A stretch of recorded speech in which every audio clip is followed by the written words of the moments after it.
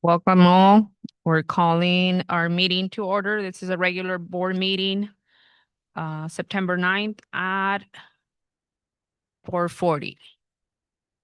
Roll call. Rick, Sandra, Angela's not here. Dr. Turkey, and Martha's not here. Myself, Adriana. All right, opening now for public comment on closed session items. Anyone in Zoom? All right, hearing none, we're gonna recess to closed session at 4:40.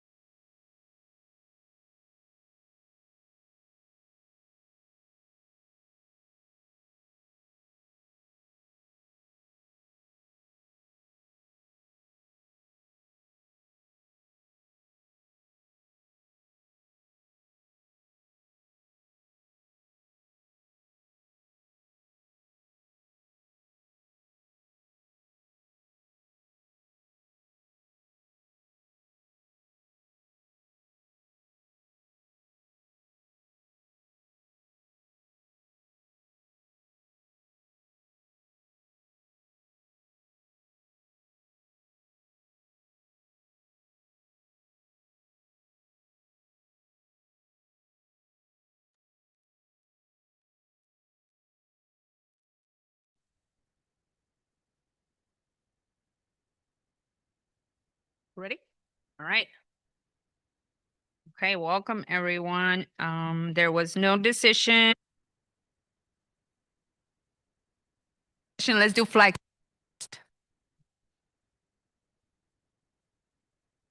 Ready? Begin. I pledge allegiance to the flag, United States of America, the republic, and one nation under God, indivisible, with liberty and justice for all. Right. Awesome. Welcome everyone. And there was no report taken in closed session.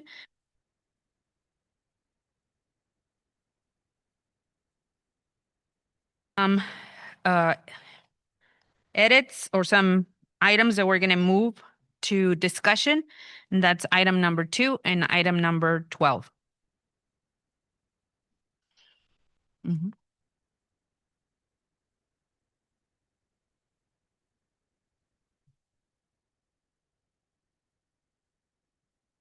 And we're going to table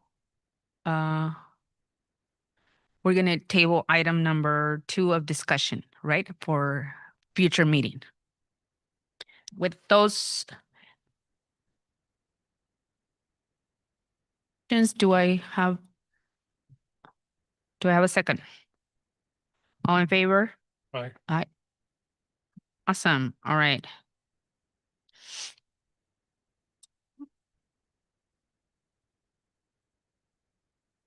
Wait.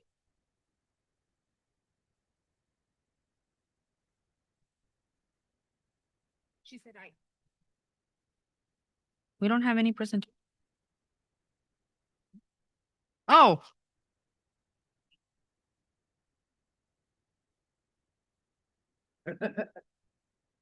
Wait a minute. Wait a minute. Dan was about to run and be like, yes, I'm free. Okay, recognitions and presentations. Let's go with number 1, the high school.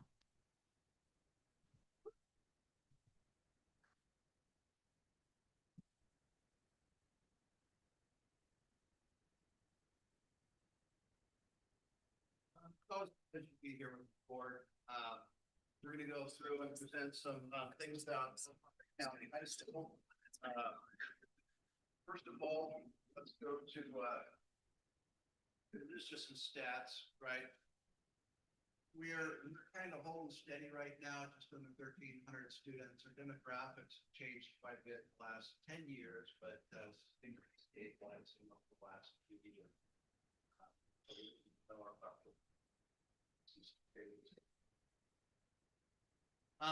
We're going to come to our highlights. We're going to play a video for you in a moment, but right now, since it's early in the year, most of our highlights have to do with the culture and the excitement and the feeling of coming back on campus after summer break, welcoming in our new freshmen. One of the things that we're really pleased about is we were able to take Link Crew, which functioned in the past as a club, turn that into a class and get our staff fully trained. And so for freshman orientation day, our Link Crew is fully invested in meeting with the freshmen, not just showing them around, but that day is full of some breakthrough moments of getting to know each other in the class, orienting to school culture, but also really connecting them to upperclassmen students who are going to be their advocates at Link Crew. One of the pictures you see there is of our traditional first day welcome back rally. We're going to play a video, and this video is what our students experienced coming to school on the first day. ASB, cheer, Link Crew, staff, and the band all out there to welcome them.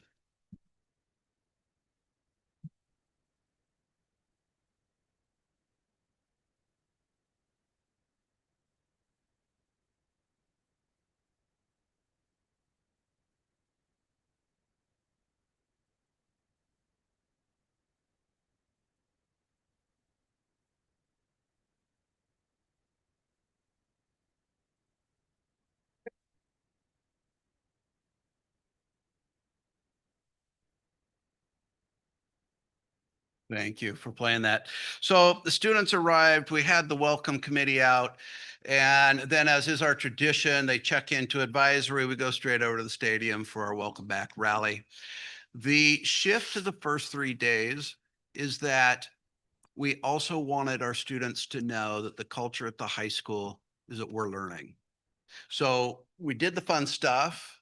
We carried that out over a few days. We also then asked teachers to do something significant academically in those first 3 days. So students got used to coming to class and learning, as well as coming to school and feeling connected and welcome and part of what's going on.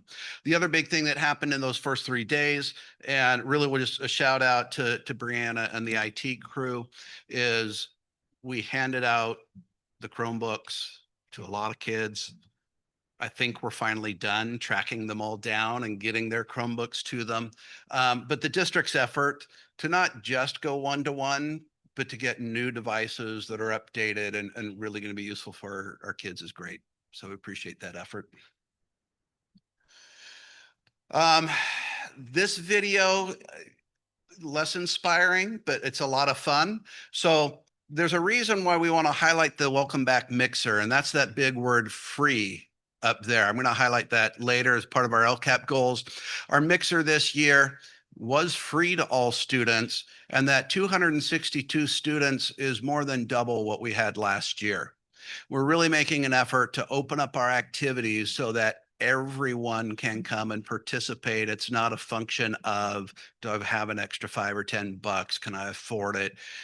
And we'll talk more about that later. The students wanted you to experience this video so you could remember what it's like to be in high school.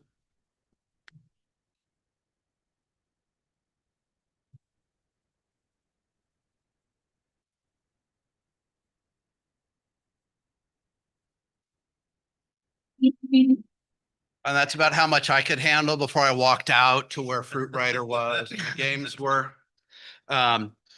I will note the songs haven't changed much over the years that we played our dances. But here's the thing. Whether you're in at the dance, whether you're out in the patio where we had Fruit Rider and a bunch of games going on, what we saw was a lot of interaction with the kids, a lot of smiles, a lot of kids able to come. Some kids don't come to a dance, but they'll come hang out outside and play giant Jenga for hours, right? And so really making our activities open to a variety of interest. I think our ASB is focused on making sure that everyone can get to come and experience something. And our ASB students are excellent this year. They are really focused on that LCAP goal of student connectedness. So I'm pleased with them. Speaking of LCAP goals, let's jump to it. LCAP goal 1 is about rigorous and equitable instruction. And I'm not going to read everything on this slide. I have looked at our research, especially our iData data, our iReady data, and we readily acknowledge that reading comprehension, math, specifically in that data, are areas of growth for us. We need to be specific and purposeful about that, right? One of the other areas that comes out in some of the CASP data is increasing the level of rigor around critical thinking, problem solving, analyzing, right? So as you look up there, worked really hard last year to add 13 A through G approved courses. We have this assignment, you just, as part of the consent agenda, approved the contract with CSUMB for dual enrollment, which is a huge step forward. Patrick Bowman and I really focused on wanting to create a whole pathway, a whole early college pathway in partnership with CSUMB, which will be a big deal. Here on site, for our kids to be able to take advantage of things like increased rigor and dual enrollment, we really need to shore up the foundations of reading, comprehension, critical thinking, and math. And so when you look there and you see the tier 1 instruction, and you see those 5 bullet points, these are elements of change that we believe, if we universally apply this in our instruction, is going to help us accomplish the aim of elevating our reading comprehension, our critical thinking, and our math among our students. Okay. So without going into a long dissertation about it, we are really focused on what happens in the classroom during instruction and the effect it has on students' ability to really push themselves and learn, right? That's where we are. One of the areas we're working on is to have a comprehensive site English learner plan that's aligned with the district English learner plan that spells out clear pathways for all of our English learners, but especially for newcomers who come in and have a whole variety of skill sets and literacy levels, numeracy levels as they come into the school. Okay. And I think the next steps I've covered. 2, student engagement and connectedness. Those was our highlights. So we know very clearly that when students feel connected to school, and there's data that specifically says the students who do more than come and go to class. So if they're involved in a club or athletics or band or the nest after school, that they are much more likely to succeed in college, to pass their classes, to be healthy and have well-being and all those things. So this is a big focus for us. Link Crew, ASB working together this year, but ASB really leads the way in the activities that are going to connect kids. Then the adult part is to make sure that we have the supports that our kids need. Some of our kids are going to come, they're going to get plugged in. Some of our kids are going to come and they're going to have barriers in their life. Maybe it's adverse childhood experiences that have caused trauma that are difficult for them to overcome. Maybe it's a language barrier. Maybe it's poverty in the home. Maybe it's just difficulty navigating the social structure of high school, right? I'll be honest, I just got invited to my 40-year high school anniversary reunion. And I'm kind of nervous. I'm like, yeah, it wasn't that great. I'm not sure if I want to go back with those people. I kind of checked the guest list to see if my bullies were coming. We have a duty as adults to help our students feel welcome, safe, and able to engage. And so one of the big things you see on that slide is the wellness center that we're building right here. We're pushing through some of the frustrations of getting the right walls up. Our furniture should arrive soon. While we wait for the right walls to be built and the furniture to come, it's already functioning as a wellness center. And our staff that we've appointed in there doing a great job.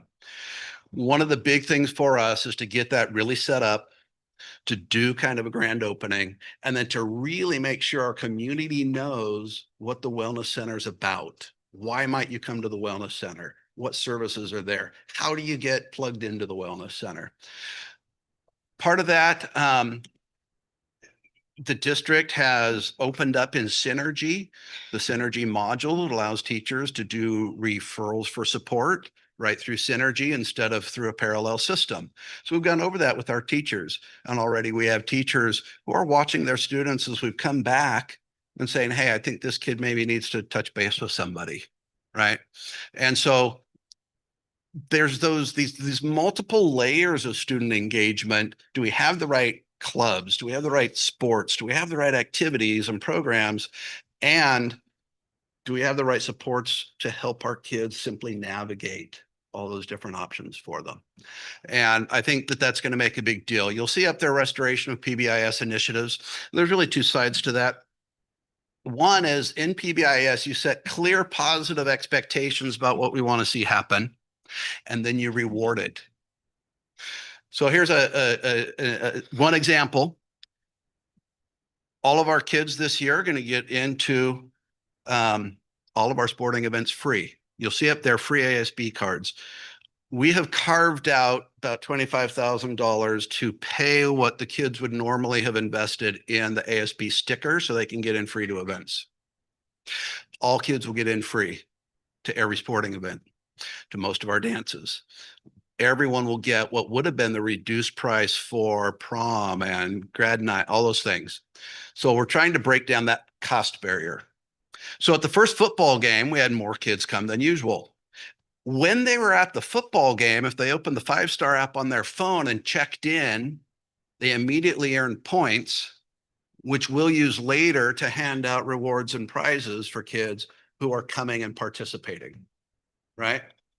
Now, those same kind of points, the same kind of rewards will be in place for good attendance, improved grades. We use that as an incentive to move towards the positive behaviors, okay? The flip side of that, teenagers sometimes with their underformed prefrontal cortex make questionable decisions. The response to that historically has been punishment. Our response to that is, how do we, A, restore the relationship that might have been broken because of that decision? And how do we restore confidence in the ability of that student to just behave better moving forward? Those restorative practices are an important part of this. I was in a meeting today with the 2 assistant principals, talking through the restorative practices that are in place for students who've had some physical altercations so far. So we respond to the safety issue in the moment, and then the larger piece of work is, how do we restore your ability to be at school and get along and work together and navigate that? So that's an important thing for us. One of the things you'll see up there is first period tardies. We have unfortunately noticed a culture where some of our kids just don't think it's that important to come to school on time. Some kids during the day, they're not totally convinced that they need to be in class. So we're working on those cultural pieces. For first period tardies, and I know it's going to sound punitive, we give you same day lunch detention. Literally, we have people standing up at the gate.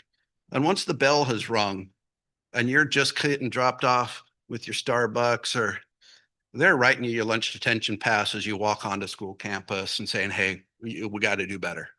Okay. Now, I don't love that, but here's what we've seen so far. The first week or so of school, we are at about 75, high 70s of first period tardies, kids just strolling in late. Last week, consistently, we were below 20.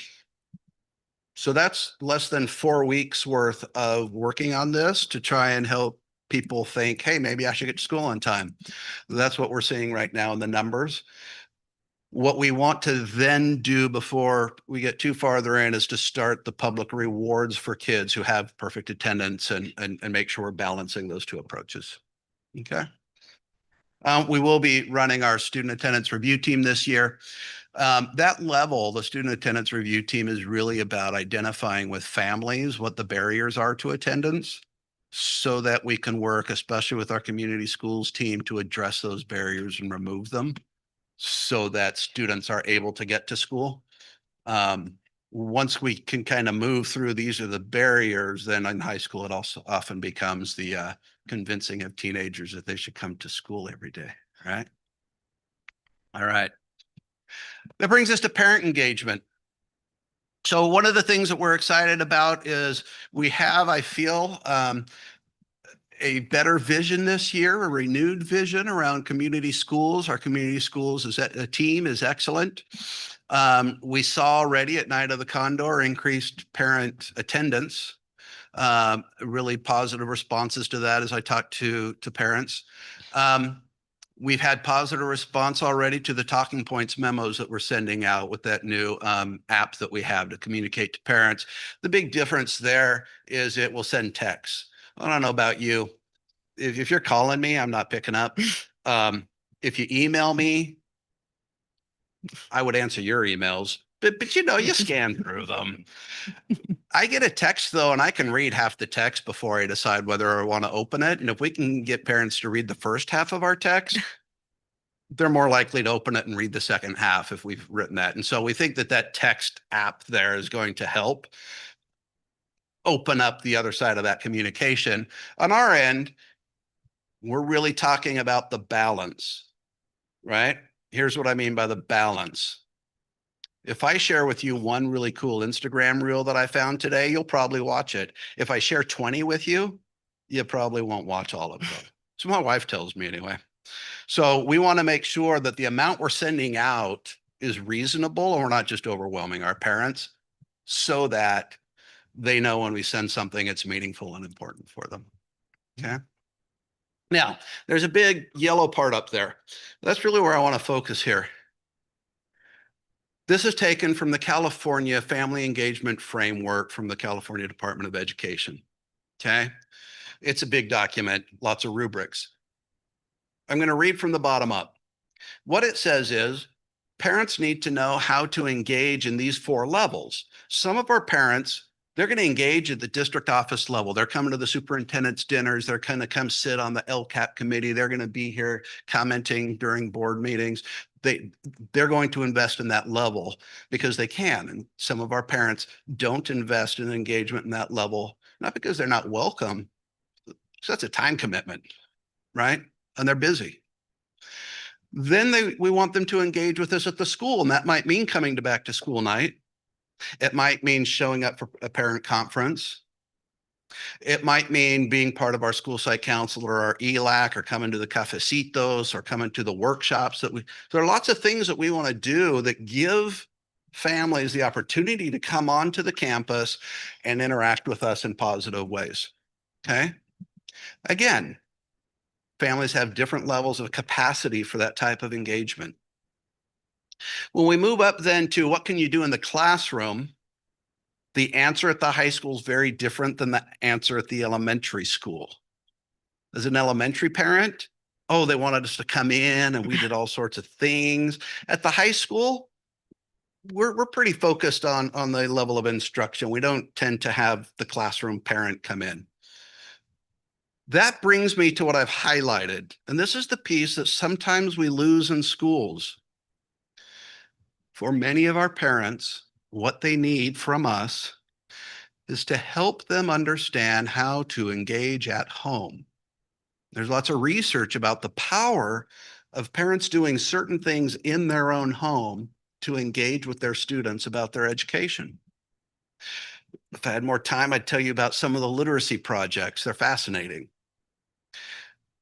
One of the things we really want to focus on is becoming better at using newsletters and other types of communication to help parents understand what they can do in the home. They don't have to go anywhere. It doesn't take a lot of time, right? 10 to 30 minutes a day of purposeful action by the parents in the home can have a huge impact on our big aim of ensuring that all students graduate college, career, and life ready. And the point here with parents is I can really help my child improve in reading comprehension, even if as the parent, I can't read. I can help my child improve in math, even if I don't understand the math. So we want to really look at the California Family Engagement Framework, use those rubrics, use the research, and help our parents know what they can do at home so they don't feel like the only way I can help my kid in high school is to drive to the high school, right? So me, that's an important piece that we sometimes miss, and that's going to be part of our focus here. Okay. You'll see up there WASC. WASC is the Western Association of Schools and Colleges. It's the organization that does school accreditation. This year, we are on cycle for an accreditation visit. And so we're going to want to really engage our community in the school full self-study process, in which we look at all of our data and we set our goals for the next 6 years, and we really look at what's working and where we need to shore things up and what direction we should be going in. So we'll be specifically asking through surveys and meetings and different mechanisms for community input as we work through the WASC self-study. Staff engagement. I'll just say this for starters. There's a good vibe right now with the staff. We had really positive meetings before school, the rollout of the opening school, positive. And part of that is because we're trying to make sure that the time we spend together with our staff allows them to walk out of those meetings and implement something immediately that will have a positive impact in their classroom, in their workspace, and what they're doing, right? And we're really trying hard to make sure that we establish a clear culture of collaboration and communication, right? We want their input on things. And as I talk to some of the veterans, that's a shift for them a little bit to say, hey, we really want you to come and interact with us authentically, and we're listening, and you're going to see that the things that you share with us here are impacting the way we're building our systems and putting our protocols together. And generally, when people feel like they're being listened to, and really listened to as in we want to implement the very best ideas that we can come up with together, what you find is that more positive feeling of I'm part of a team, part of the system, and I have an impact on making an improvement. And right now, that's what we're seeing with our staff. Now, we also, Fridays, we have brunch. So if you ever here at break, you come over to room 70, you can join us for brunch. We potluck it usually, right? We're doing some staff competitions. And the staff competitions aren't just dodgeball, because some of us aren't good at dodgeball. But we have competitions around things like how many members of your department have come, or a percentage of the members of your department have come to a school activity or athletic event? How many of you dressed up on a dress up day? How many of you? So we're trying to involve the staff in what ASB and Link Crew is really pushing out for students as part of our student culture. We want staff to be involved in that same culture and those same positive things. And so we'll use a similar reward system for them. All right. Speaking of staff, this is Sandy Pethin. She's a licensed marriage and family therapist. She is one of the major moving forces right now for the Wellness Center. Her office is going to be in the Wellness Center. She works primarily with students around social, emotional, and mental health. You'll recall that over the summer, we spent some time together with a specific student, and we felt like, hey, this student could really use a connection.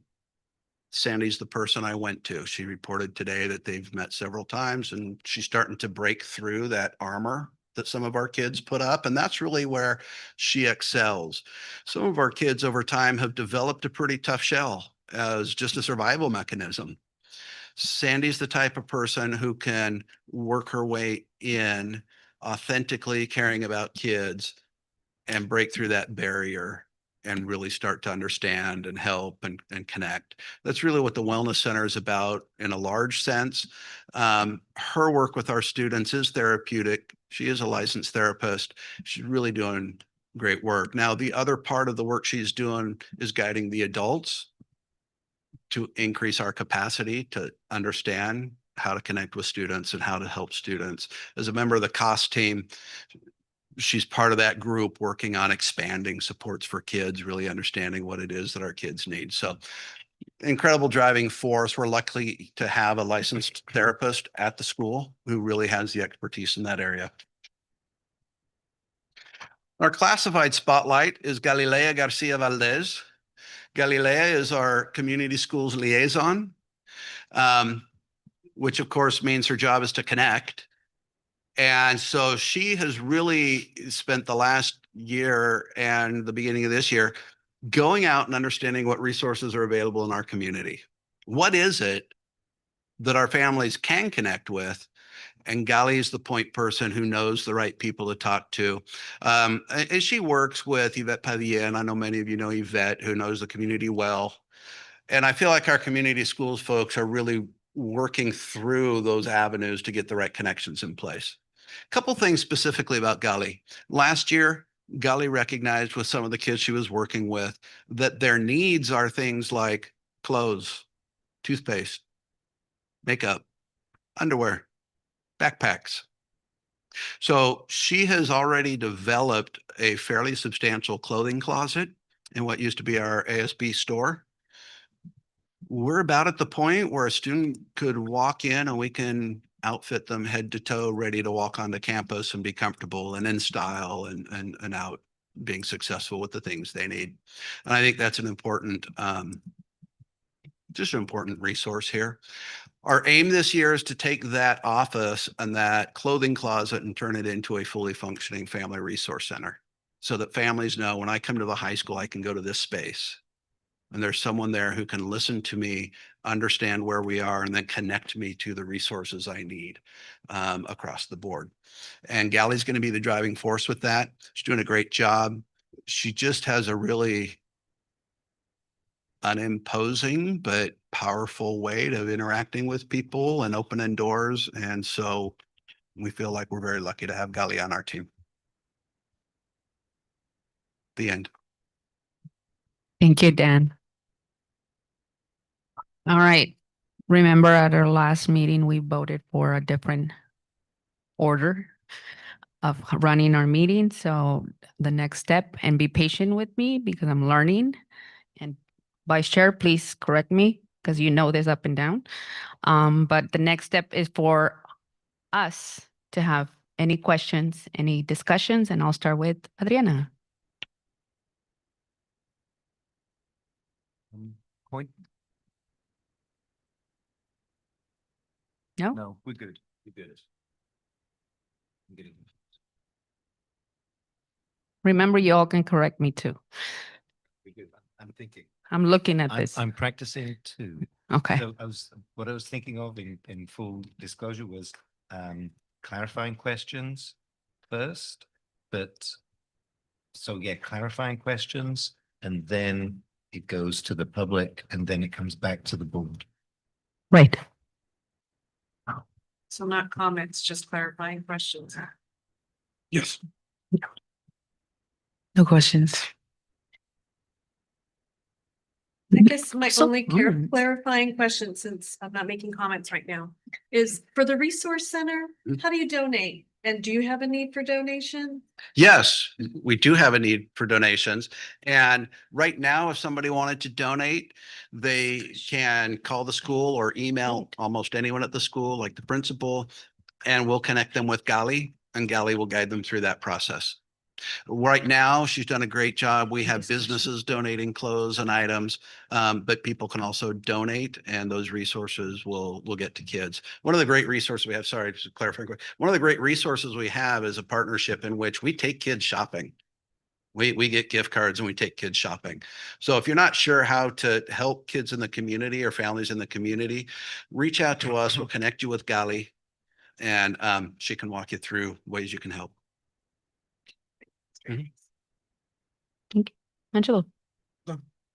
Martha, do you have any clarifying questions?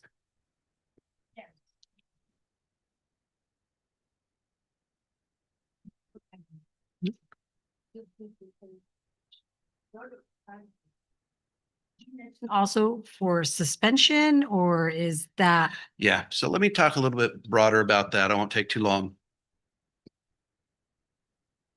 We use exclusionary discipline, suspension and expulsion as a last resort. Okay. So before we get to there, now sometimes we get there pretty quickly because it's a safety issue, right? All right. If there's violence involved, we're going to get there pretty quickly because it's a safety issue. Whenever we can, our process is to start by meeting with kids, talking through with them what happened, what was your perspective, why do you think this is happening, and the impact that is going to have on other people. The reason for that, what was happening that made you think this way or behave this way, and what do you think the impact on other people was, is that whenever there's a negative behavior, it challenges some relationship. It breaks down trust, often between a teacher and a student.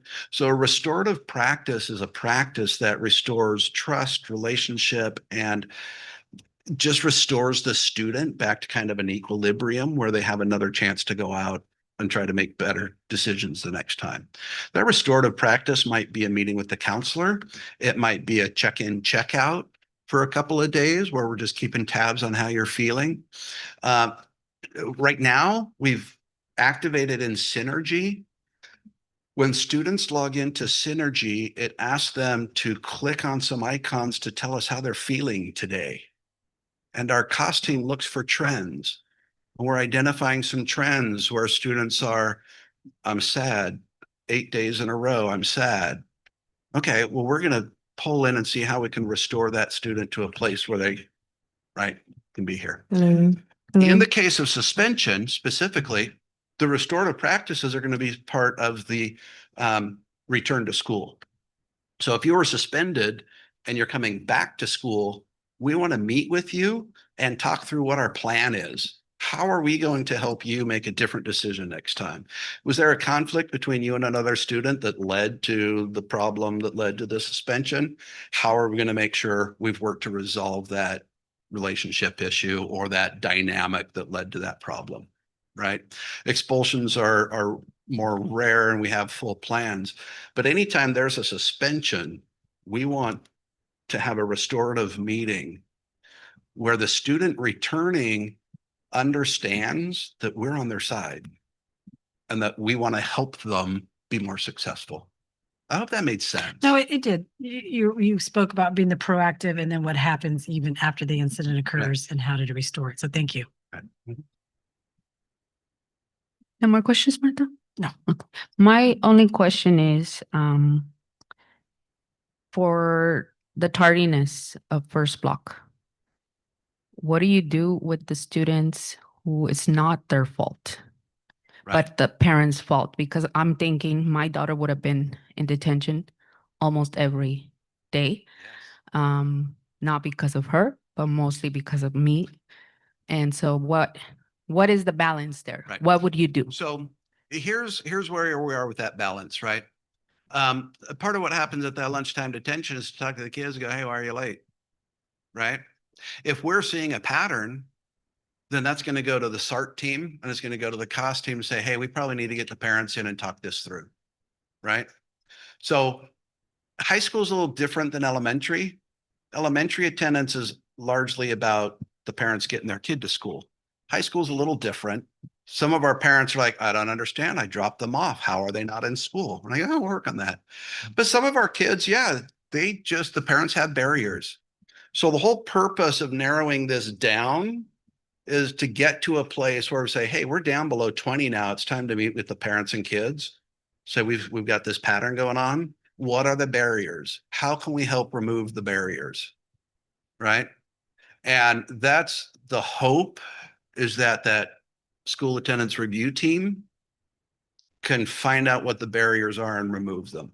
For some parents, they just need some encouragement, but for many parents, there are real barriers. And if we understand them, then we can help address them and start to remove them. The idea right now is by the end of September, we want to have identified the kids with real barriers to getting here to school on time and worked with the families to come up with a plan, right? We don't intend to keep this same day detention going all year because we expect to have nipped this in the bud earlier than that. That was my only question. So now I'm going to open it to public comment. Sue?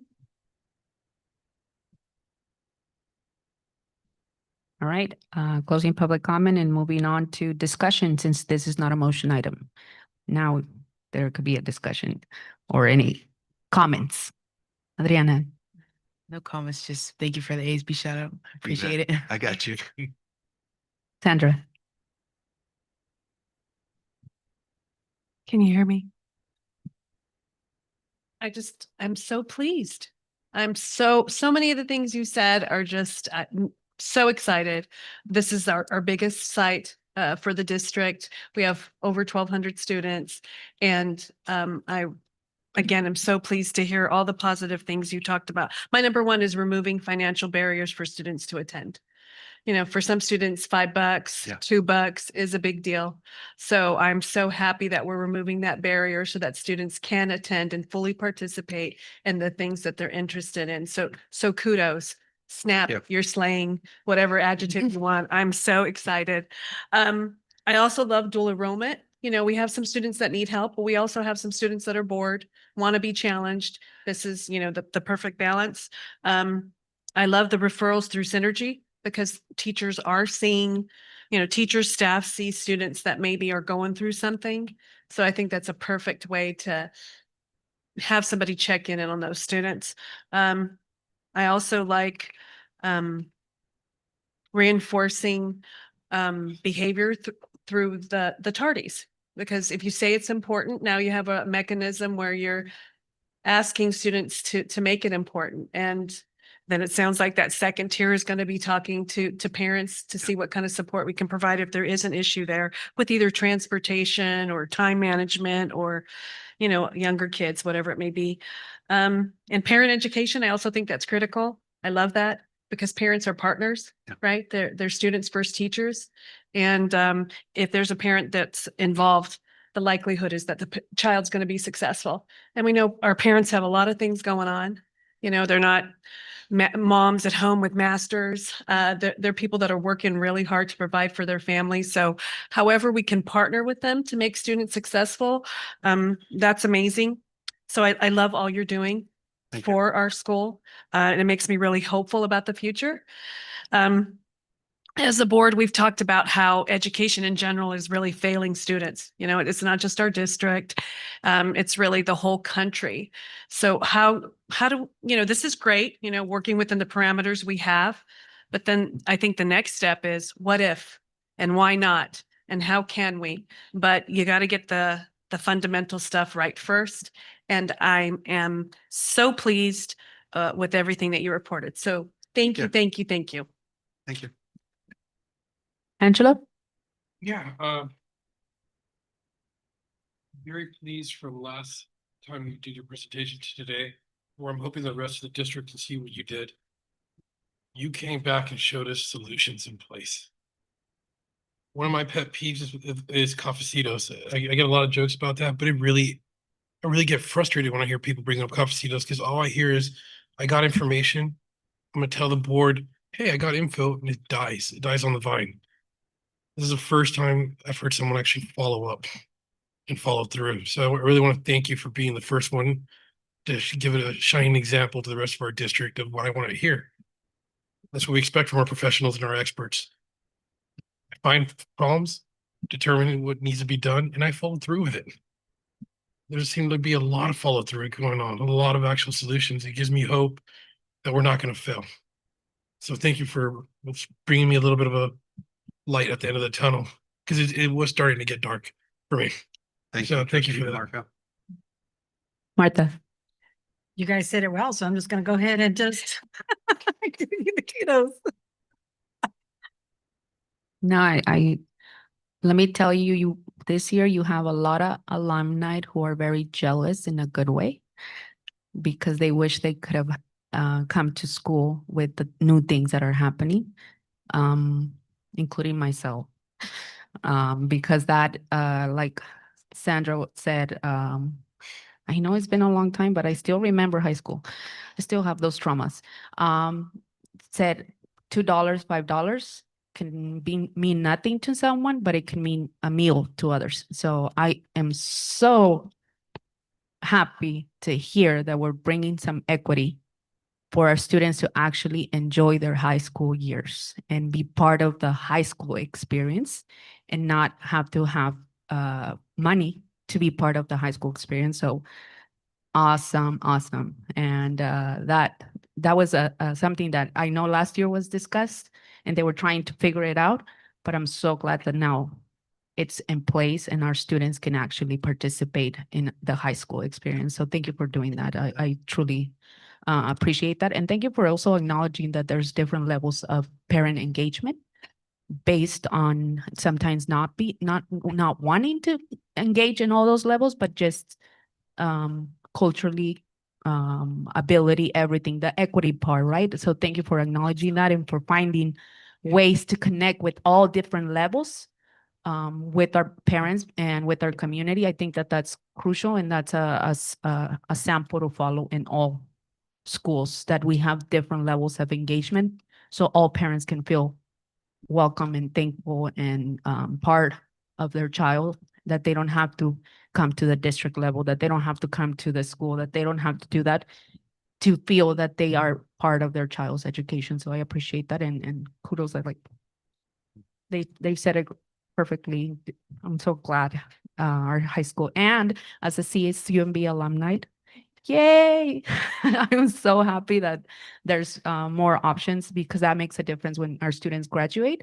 It makes a difference when they start, those who go off to college, those dual enrollment classes make a huge difference, not only financially, but academically.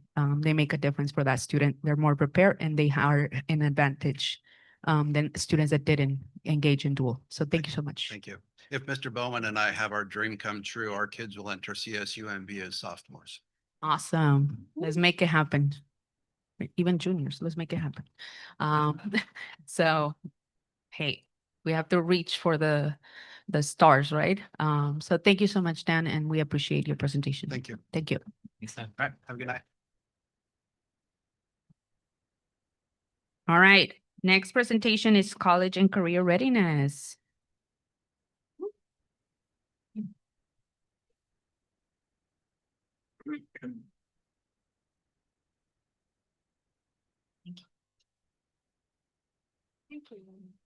Thank you.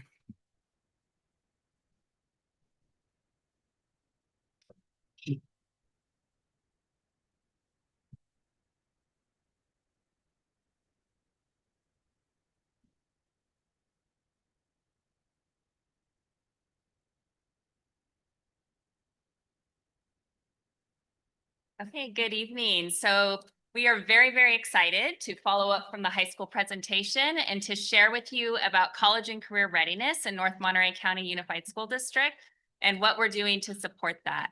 So I am Kimberly McCulloch, Director of Teaching and Learning. Good evening, board. My name is Patrick Bowman. I'm the College and Career Readiness Director. And we want to thank you, Board Superintendent Turkey and Cabinet, for allowing us to come and present tonight and share with you where we're currently at, what the state is expecting, and what we're going to do. Which leads us to our next slide. So our overview for today is how does California define college and career readiness? So this is on our dashboard. When we get that score on our dashboard and we get that color on the dashboard, what does that mean? And where are they getting this data from? And then how is our district currently doing? So what is our current percentage of students that are graduating from North Monterey County High School, meeting those CCR requirements? And then the last one, what are we doing to improve our college and career readiness and those opportunities for our students that you were just discussing, things such as dual enrollment? So we would not be teaching and learning if we didn't start off looking at our learning objectives and success criteria. So if you would open up your folder, and in your folder, there's a handout that looks like this, and it has three success criteria on it.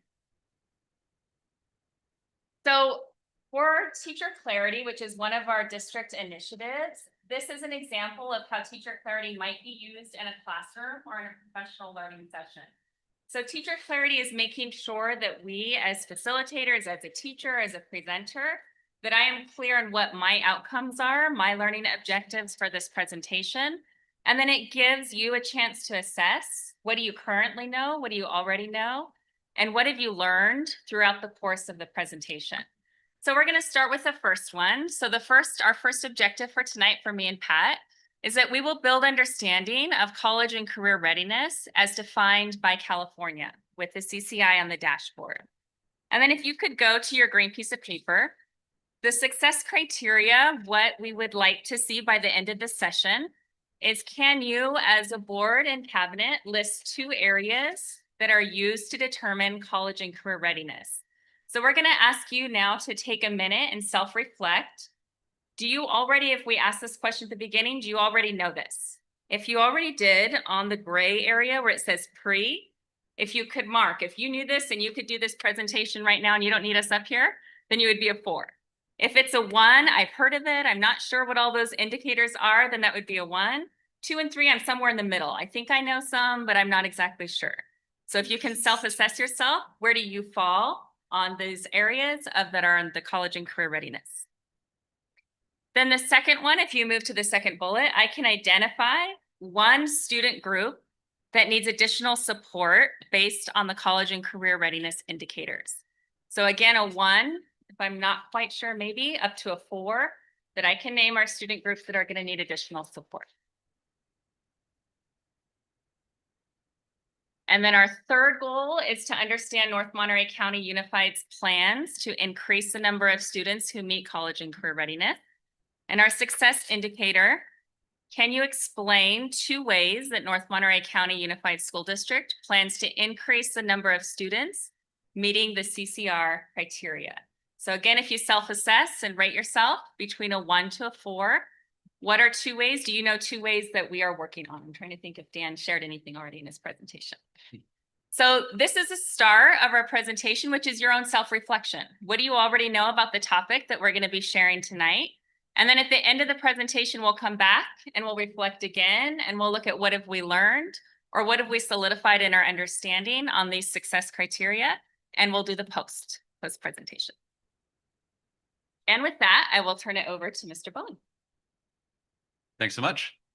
So I am excited to talk with you all about what the College Career Readiness Indicator is comprised of. So the state categorizes students, both 4- and 5-year graduates in any year, into 3 different categories: prepared, approaching prepared, or not prepared.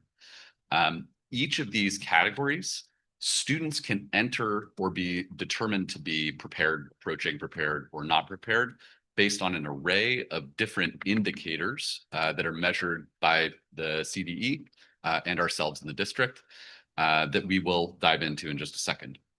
While some of these indicators are very straightforward, and the work that we're doing in North County to prepare our students is very straightforward, some of it's a little bit complex. And so in just a bit, we'll reference a few of the other handouts in your packet as some backup for any questions that you might, detailed questions you might have about specific indicators.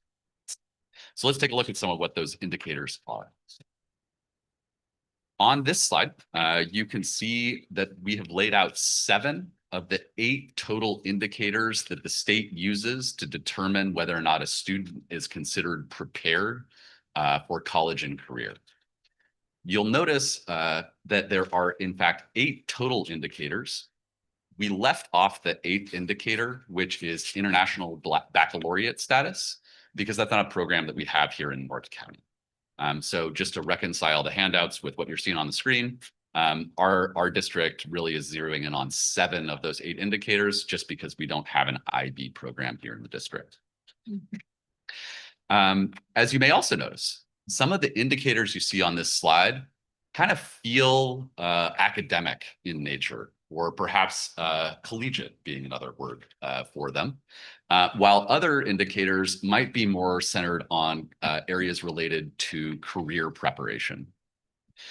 In keeping with our district's mission of preparing all students for both college and career, we've decided to diverge from the state and categorize these different indicators as either being assessments or course-taking indicators, rather than being solely a college or career indicator, because we genuinely believe in our mission to prepare students for both. And so we don't want to distinguish between one indicator being purely related to career or purely related to college, because the qualities that make a student prepared for one inherently make a student qualified for the other. And so we've decided to categorize them into assessment-related indicators and then course-taking related indicators. In your packet, or excuse me, students are considered prepared if they have demonstrated proficiency in one or a combination of these different indicators. And so again, while things might start out pretty simple in terms of calculating whether or not, or identifying whether or not a student is prepared, that can get kind of complicated pretty quickly once you start combining different college or, course-taking or assessment indicators with each other. As a quick example, we could look at Adriana's favorite, college credit, as an example. So a student is in isolation considered prepared for college and career based on college credit if they earn 2 semesters worth of college credit with a C or better during their high school career, which is pretty simple, right? Did a kid take 2 semesters of college class? Cool. But you can also be determined to be prepared by the state if you are an A to G ready student, meaning you took a very specific set of ELA history and math courses during your high school career, and you took just 1 college course. So the different indicators can sort of influence each other a little bit and change the thresholds for whether or not a student is ultimately determined to be prepared or unprepared for college and career by the state. To help with that, again, we've included some additional detailed information in your handouts in the packets you've received that will help you see what exactly some of those threshold indicators are. Right, and to tell us how we're doing, I'm going to turn it back over to Kim. Thank you, Pat. So as Pat was mentioning, any of the criteria on these will indicate that our students are prepared. So we went back and we pulled the data and to look at how are our students doing over time. So if you notice in 2019, we had 43% of the students in our high school were prepared. And then we had the pandemic. And as we know, across the state, across the US, the pandemic put everything back. And so now post-pandemic, we're starting to get back in our groove. We're starting to catch up and close some of those learning gaps that happened during the pandemic. So in 22-23, there was about 32% of students prepared, 23-24, 31%. So it stayed pretty flat. Unfortunately, the data from CDE is so slow to get it. It's always lagging. So we won't get our one from last year until November. But as soon as that data comes in, then we can also share it with the board and see how did we do with our students last year? What percentage of our students were prepared? So then Pat and I started nerding out on this and we said, okay, what does it make prepared? How many of them were prepared in every single category? So we started digging into the dashboard data and it shows you of the students. So let's look at 23-24. We had 370 students total in our high school. And of those, 116 were prepared. Well, what areas were they qualifying as prepared?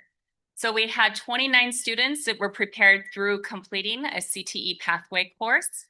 We had 28 students, 24% that had passed Smarter Balance. So that means they got a 3 on ELA and mathematics, and Smarter Balance, they're proficient. We had 78 students that attained the college credit. So this is a dual enrollment courses. The 2 courses passed with a C or higher. 16 students that passed the AP. So to meet the AP criteria, you have to pass 2 AP exams with a 3 or higher. And then we had, oh my gosh, my eyes are blinking, 83%, I need my glasses, that met the A to G requirements. And so looking at the A to G requirements, that means that they met the criteria, which the board approving the new graduation requirements is going to help even more students meet that criteria. And they met some of those sub-criteria, which is like the college course, taking 1 college course as well, or I believe also with the Smarter Balance. So it's just interesting going into the data and seeing where are we getting a high number of students, where is it lower, that are some areas we might need to build up. And then we started going into, okay, and so how are our student groups doing? So going back to one of our learning goals and success criteria, how are we doing overall with all our students? So there you see the orange bar is the 23-24 data. The striped bar is the 22-23. So you can see overall it stayed pretty much steady with all students. We did have some slight dips, so it dropped slightly with Hispanic, with our homeless youth, socioeconomically disadvantaged. And we saw a significant drop in students with disabilities. We did see some increases in our English learners, but even though that did have an increase, it was still in the red, which means it was still a low status, which we want our English learners to be having higher than, it looks like approximately 9%. We should have more English learners than that prepared. And then in our white also had a slight increase. And then the LTEL, there's nothing to compare with our long-term English learners because 23-24 was the first year that they actually pulled that student group out on the dashboard. So looking across, there's lots of opportunities for growth and lots of opportunities to look at our systems and programs to see how we can better prepare our students for college and career. And so that leads us to the next part of our presentation of what are we going to do? So what are the initiatives that we have to support our students and increase the number of students prepared for college and career? As Board Member DeMarco pointed out, it is really important for us to highlight both where we're coming from through the data that Kim just shared, but also what we're doing right now and what we plan to do in the future. And so as we talk through these different initiatives, we are going to highlight both where we're at and what we're doing in this current school year, as well as what we hope to accomplish in future and are sowing seeds for in future school years as well. Right. So the first one that we wanted to highlight is A to G aligned course taking. So as you noticed, this is one area where we're doing a pretty decent job. On our previous slide, we highlighted that close to 90% of our students are considered A to G ready based on their course taking patterns during high school. That is valuable to us. And obviously helps students not only demonstrate that they get the skills that they need to be successful in college, but also make sure that our students have the courses under their belts that will allow them to apply to the CSU and UC schools. So obviously the transition that this board approved to align our graduation requirements to the A to G entrance requirements is only going to improve that A to G readiness number, which we're really excited about. In addition, other initiatives that are going to impact and increase our A to G readiness include the rollout of a new college and career advising platform for the district, which we'll talk about in just a second, californiacolleges.edu. In particular, this is relevant to A to G readiness because there are tools provided to that via that website that allow our counselors to identify students who are slightly off track in their A to G course taking so that we can nudge them back on track via either future years schedule or through remediation during the summer or after school credit recovery programs. So we're going to have some enhanced targeting and intervention opportunities for A to G readiness. Structurally speaking, we are also taking advantage of another kind of consultation tool called UC Compass. This one is a bigger, more aggregate systems level approach to A to G readiness, where we're looking at transcript data in the aggregate. And UC Compass, which is a service of the UC Office of the President, looks at our data and identifies individual courses, not necessarily individual students, but courses that are getting our students off the A to G readiness track as they move through high school. We had one of these UC Compass presentations in spring, last spring. It identified a couple of different courses, biology and math 1 in particular, as real choke points for our students here at the high school. And so we are working with Principal Andrus and the admin team to make sure that we're addressing those bottlenecks through schedule changes to when those courses are offered, as well as providing supports to instructors to improve the quality of instruction and address learner needs. This year, we're excited because we're expanding the UC Compass effort to include not just the comprehensive high school, but also our educational options sites. So the continuation school and the Center for Independent Study are going to be included in that transcript analysis this year. So we should be even more able to target kind of systems level and scheduling interventions. All right, on to californiacolleges.edu as our second big initiative that we believe will be significantly impact our college and career readiness dashboard numbers.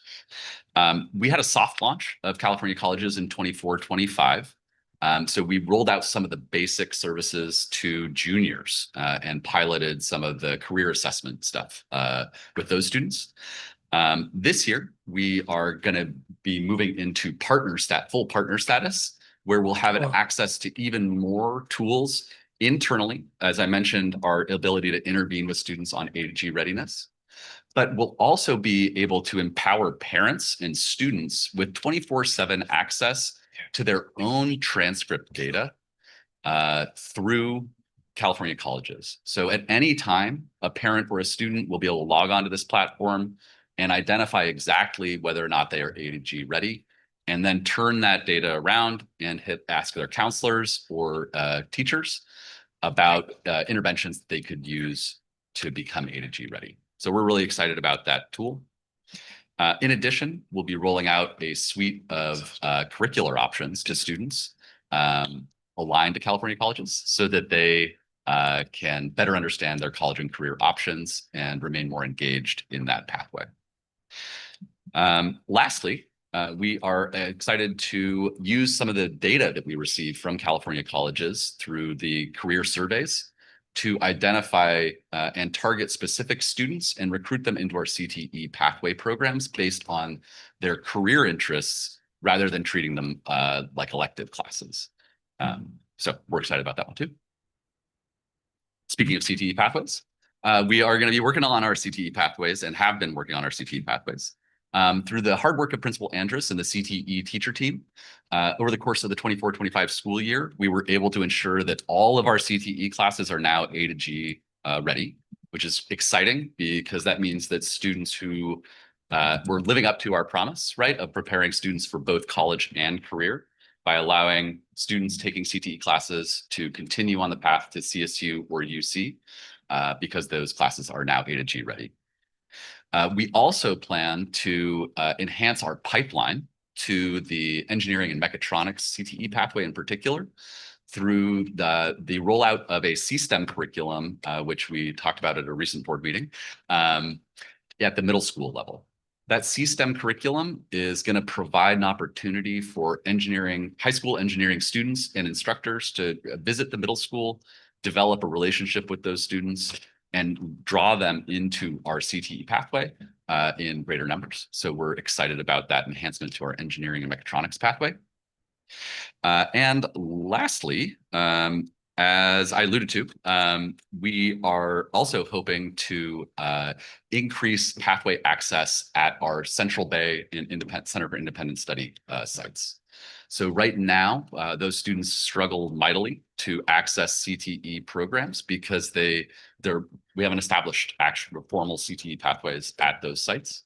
By expanding through an opportunity to expand our contract with Edmentum, we are hoping to offer 3 CTE pathways virtually through Edmentum that are aligned to our high school CTE pathways.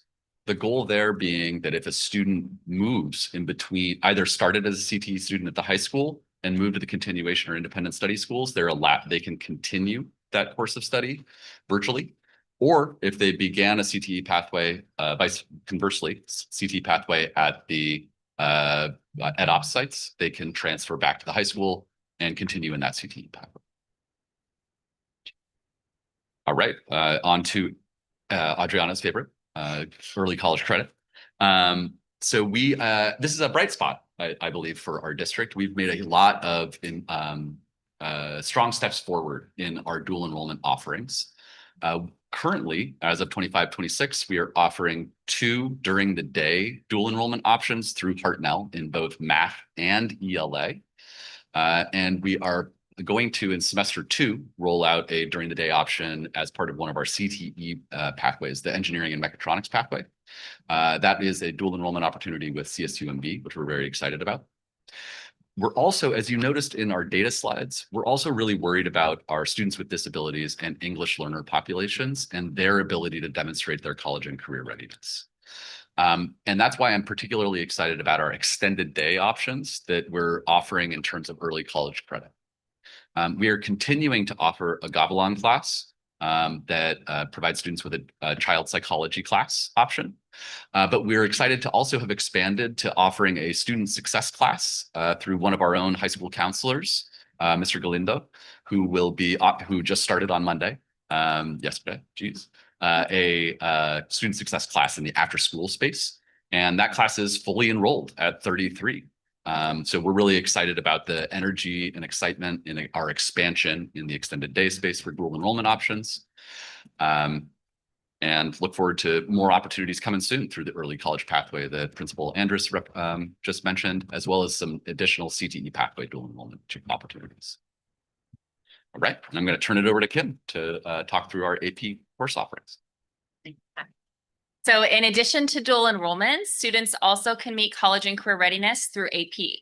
So currently in the high school, we have 8 advanced placement courses that are offered this year. We're very excited to share with you that we have a new AP course that is being piloted this year with Spanish literature. So we have in English, there's AP Lang and AP Lit. And now in Spanish, we've also been able to offer Spanish Lang and Spanish Lit. So our students are going to be able to be completely biliterate by taking both of those AP courses, both of the advanced ones. So that's very exciting. We're going to hear about how it goes this year, as this is the first pilot. It was very interesting also. I was just in a webinar about 2 weeks ago, and the AP, the California, is changing the way some of the AP is reported on the dashboard. So previously, students to qualify under AP had to take 2 AP classes and pass 2 AP exams with a score of 3 or higher. We know sometimes that many students will take an AP class because they want that challenge, but they might have test anxiety, or the questions on the test might be slightly different from what they learned in class, and they might not pass the AP test. So California is now giving more opportunities for students. So you can have either the AP score of a 3 or higher, or if you get a C or higher in the class, that will count, or a combo of the above. So we also believe that now, since more opportunities are given to students, this will also increase the number of students that are able to qualify under the AP placement as well on the dashboard. So that was exciting. I want to share with you. So another thing that we just want to celebrate, so I think this is just amazing, and we put a graph in to show it, is the number of students that are receiving the seal of biliteracy. So we know that by the biliteracy pathway has been a big initiative in our district. And this year we expanded the biliteracy pathway to 5th grade. Next year it's going to go to 6th grade. We're already talking with the middle school about how we're going to build it from the middle schools going into high school. So looking at that, how is that impact and what is it having in our students? So you can see the graph of where we started with the number of students receiving the seal of biliteracy up until last year. And last year, even though it doesn't look like that much on the graph, it was a 7% increase. So I really have to give a big shout out to our TOSA, Karen Toledo, and then also to our world language teachers, to our counselors, to our admin here in the high school, and to everyone that's just been supporting and pushing that seal of biliteracy forward and supporting our students starting from the elementary, going all the way up into the high school. So we wanted to share that because that's a huge bright spot with our seal of biliteracy numbers.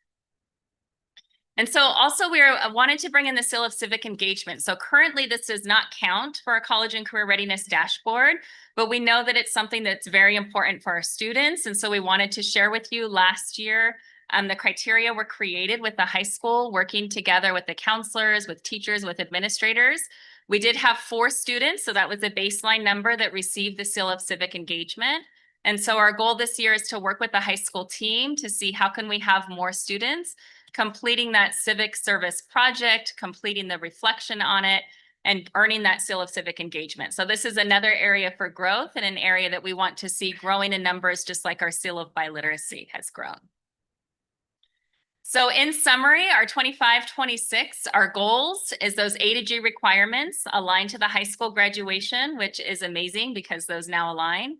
Implementing the CCGI platform to track student progress.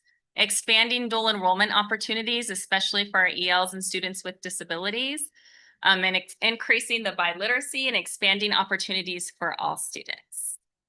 And so that leads us to the end of our presentation. So if you go back to your success criteria. And so the green paper. So our first learning objectives for this session was to build understanding of CC college and career readiness as defined by California. So if you reflect back and think of what Pat and I talked about today, can you now list, if you can already, 2 areas that are used to determine California's college and career readiness? So on your own, if you can go to the post for the first success criteria and reflect on where are you now.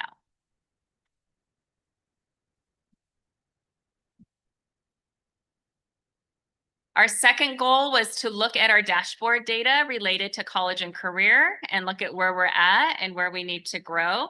So if you look at the second success criteria, were you able to identify one student group that needed additional support based on the college and career indicators on the dashboard?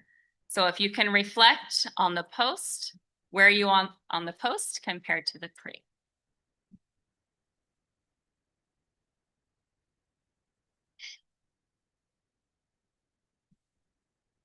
And our last learning objective was to share North Monterey County's plans to increase the number of students who meet the college and career readiness criteria. So if you reflect, can you explain to someone near you, if we asked you to, 2 ways that we plan to increase the number of students meeting college and career readiness criteria? So can you think of 2 ways that we're able to meet that? And so this is just one example as a teacher that I would probably have my students share with each other. What did you learn more about today? What are some areas that you still want to grow in? But this is the clarity that we're looking for in the classroom. So the learning objective clarified for me, success criteria for the students. So thank you for listening to our presentation today. Thank you for working through our success criteria with us and for giving us the opportunity to share where we're at and where we want to grow in the future. Thank you. Thank you. All right. I'm going to open it for clarifying questions. Adriana, do you have any clarifying questions? Not clarifying question. All right. Sandra. I guess my only question is, do you see any gaps where we need more either time, attention, or development in a specific area? I mean, this is a pretty aggressive. Yeah. Do you see any gaps or any support that you need that you're concerned about? And I think like there's lots of areas for growth, and I feel like there's so many different criteria. So it's almost like every year, what can we grow in and improve in, right? So looking at the after school, providing more access for students with disabilities and ELs, knowing that sometimes they need those classes during the day, can we offer an after school? And so it's every year looking at what does our data show, what is our need, and how can we get better in that area?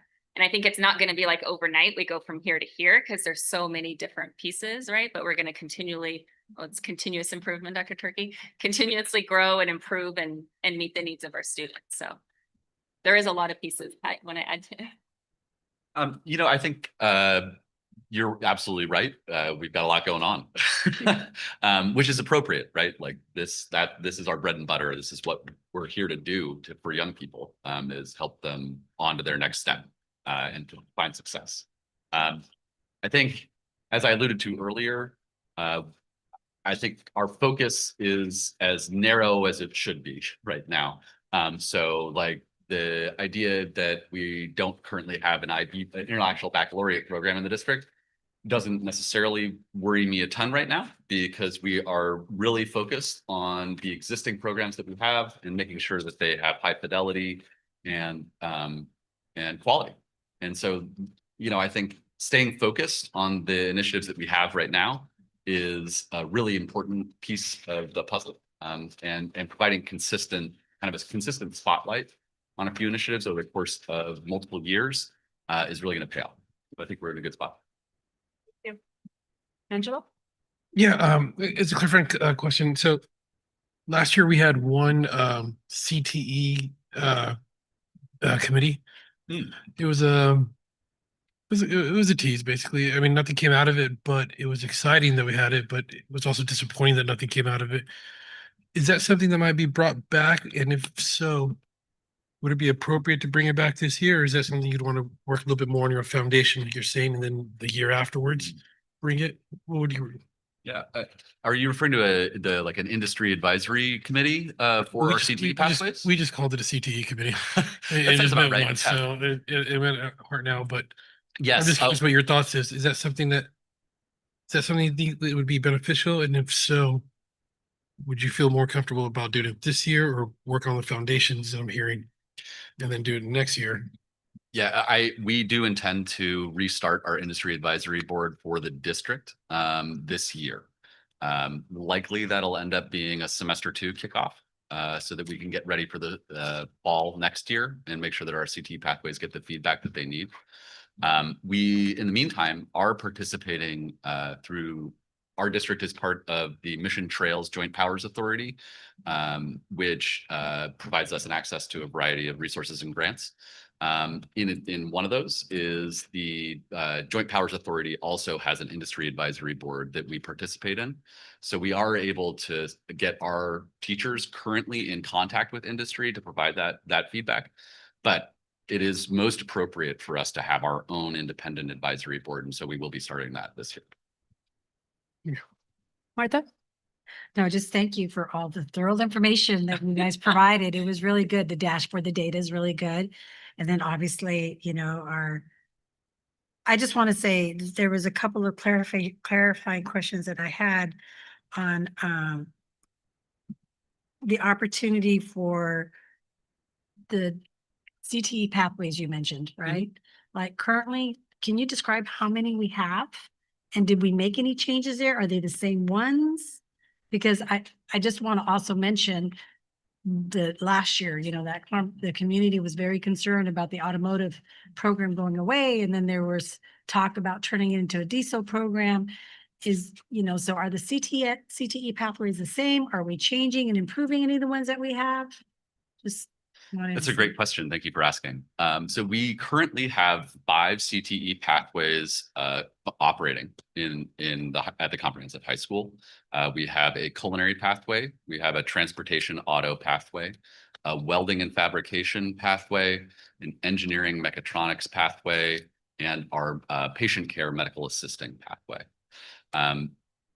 Last year, we did have 6 total pathways. So the big change in that number came from public safety, where we lost an instructor. And rather than try and spin up that pathway again quickly and hope that we found an instructor in the limited time we had over the summer, we've decided to give that pathway a rest for a little bit while we identify a strong community college partner and post-second 4-year university partner that we can align with and restart that public safety pathway as it becomes appropriate. When I'm looking at our enrollment numbers in our CTE pathway classes, I do see that we are as a school in a good spot with 5 pathways just from a student population perspective. So, right now, about 40% of our high school students are enrolled in some CTE pathway class. And obviously that number could grow a little bit just with the number of sections that we offer right now. But I don't think that we're in a spot where we can open up a 6th CTE pathway again and expect that it'll be robust and full right out of the gates. And so we're holding back on that 6th pathway until we, just like our kind of broader initiatives, we've got high quality, high fidelity 5 pathway options available. Great. So the automotive is not changing or transitioning to diesel? It is still live and in full effect this year as a auto tech program. Yes. And which out of the 5, which one has the most attendees or students enrolled? That's a great question. I can get you more precise numbers at the next board meeting if you'd like. Off the top, my casual answer is going to be that our medical assisting pathway, believe it or not, I believe is the most populated of our pathways. And you said all 5 of them now have pathways, to college. Right. That's correct. Yes. Okay. So we each pathway has what we call a pathway map that maps out all of the work-based learning sequence experiences that students will have over the pathway, years of the pathway, as well as after they graduate from the pathway, which community college and 4-year career pathway or post-secondary options are directly aligned to the skills and content knowledge that they've received over that high school CTE pathway. Awesome.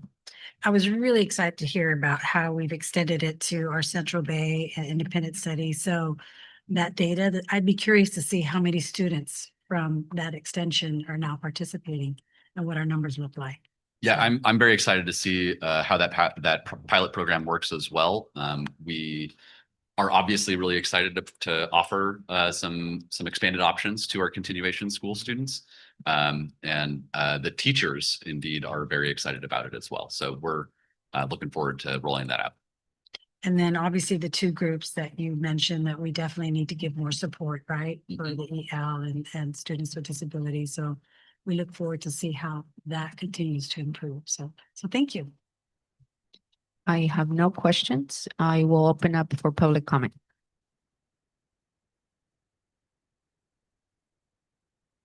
You're public. I just want to say I'm glad you guys are checking in on the data and kids are going to be able to enroll concurrently. My son, I just wanted to share about my son.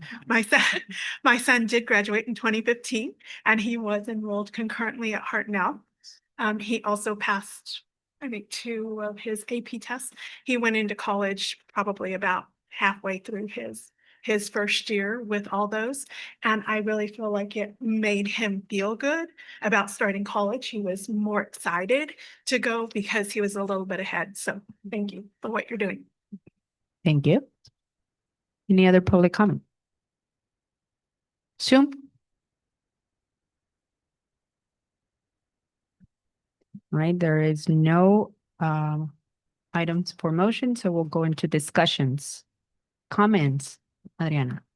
Okay, trying to figure out how I can word this, but so it kind of is a question actually. Yeah. So there's a lot of like academic preparation for college and like AP dual enrollment, kind of like leading up to college. And I'm wondering if like college and career readiness, this falls under like preparing kids like for when we finally get there to, like senior year and we're applying for colleges and scholarships, like does that fall under college and career? And is there ways that we can help kids? Because I mean, for personal experience, like as being a senior, first generation, I feel like there's like I'm kind of like pulling from anywhere I can, trying to like, where to apply for a college, where to find my tax incomes, like when things are due. Is this something that's going to be brought to attention for college and career? And if it's not, is there a way that we can implement it in with the academics? If that makes sense. Great question. And so I would say that each secondary site, so we're at the comprehensive school right now, but each comprehensive site, we're working with them to offer college preparedness workshops, both through the counselors that but also through external partners at Hartnell, Gavilan, and NPC, who can come out and provide some financial aid awareness and financial aid support for you. Also, we will be launching our college fair next Wednesday. And so that's going to be another awesome opportunity to plug into college representative for you and others throughout the district to plug into college representatives who can provide you with some information about what support opportunities their institution has available for you. It is one of the goals of the California Colleges program to take college awareness and exploration, career awareness and exploration, and financial aid awareness and exploration and proficiency into your school day. And so our plan is to do that through advisory. This year, I didn't have time to mention during the presentation, but I get to now. We are going to be rolling out a career assessment called the Interest Profiler with all students grades 7 through 12. And that's just a dip of the toe into the bigger pool of all of the content that we'll be providing. So over the course of this year, we'll be getting a team together to create a curriculum map so that over the course of your high school career, you will be exposed to exactly the stuff that you've been talking about, right? Which colleges should I be applying for? What majors would I be interested in? What trades might I pursue? And how am I going to pay for any of that? And that all is going to be integrated through advisory class, both at the middle and the high school and our ed ops sites. While that isn't rolled out, obviously, right now, this fall, it is in the planning phases right now. Thank you. Thanks. Rick, were you listening? Yeah. well, Any comments? I went through the presentation. Do you have any comments? Yeah, definitely. Questions? We already went through questions. Oh, you didn't call it, Yeah. but it's okay. It's okay. No comments? No, I just had questions. Sandra? Just thank you for your presentation. It was very informative and I really appreciate your work and effort. Thank you. Angel? Couple times. Thank you so much for showing us the solutions of how you get it forward. Like you brought it up, that's something that excites us because we keep hearing all these things, but sadly, it's not very often someone comes with us and provides us a pathway or what we're going to do make things better. And the one that blew me out of the water is finding the pathways for independent studies and Central Bay. It's easy to be out of sight, out of mind. You're on a different campus on the other side of the highway. And those are some of our most vulnerable students. And to provide something like you're doing to give them a chance to succeed is just very inspiring. So thank you for you guys doing that. Martha? No, I Comment? just thank you again. And I look forward, thank you for your comment, and your question as a student, because that also, I hope that we can make sure the students are getting the support to get ready for college, because we know the stats last year were really high with students getting financial aid and applying for applications because we had a whole department focused on that. So I think that changed. And I think that's going to be important to educate the students because we just had one ask, like, who's going to help us with financial aid and applying for applications and getting us ready? Because I think that needs to start now. Mhm. And so I'm glad that you asked that question because that was an area that I really hope to see those numbers continue to exceed like they did last year. Dr. Twiggy, I've been skipping you. Do you?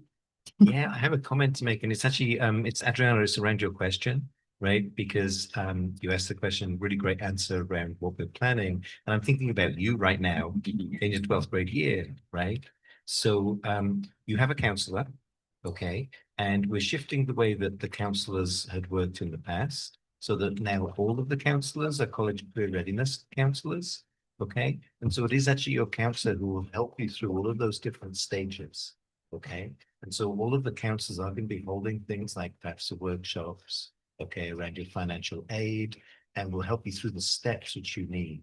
But what I would recommend, right, is you make an appointment with your counselor and talk about kind of like, where is it you want to go? So you can work out exactly the steps which you need to take. And they'll be able to help you to guide you all the way along the way. Okay. I mean, you saw me smiling throughout the entire presentation. I like this is music to my ears. Again, very jealous alumni, but very, very, very excited and happy for our students, our current students, to have these opportunities and to have systems and processes in place to actually get them to college and career readiness. So all the stuff, and like Angela was saying, I'm so glad that you actually grab data, grab information, created a system, a process to change the data for better. Because what's the point of us having all these information if we're not going to really do anything with it? And I'm just super excited and happy. And yes, this is my thing. So you'll hear me like, and I'm just really glad that our board moved to that where we changed all of our courses A through G. Because again, we don't want to limit the doors for our students. We want to open as many doors so that then they can choose what door to enter. And so I'm really, really excited. I'm really excited about the portal where the parent, because let me tell you, my experience was not good. And I had to like ask for my child's plan for years. And so I want to make sure that other parents actually have that ability to be like, let me look at the plan, talk about engagement, right? Talk about parent engagement. How can we engage when we're not provided the tools and the things to engage?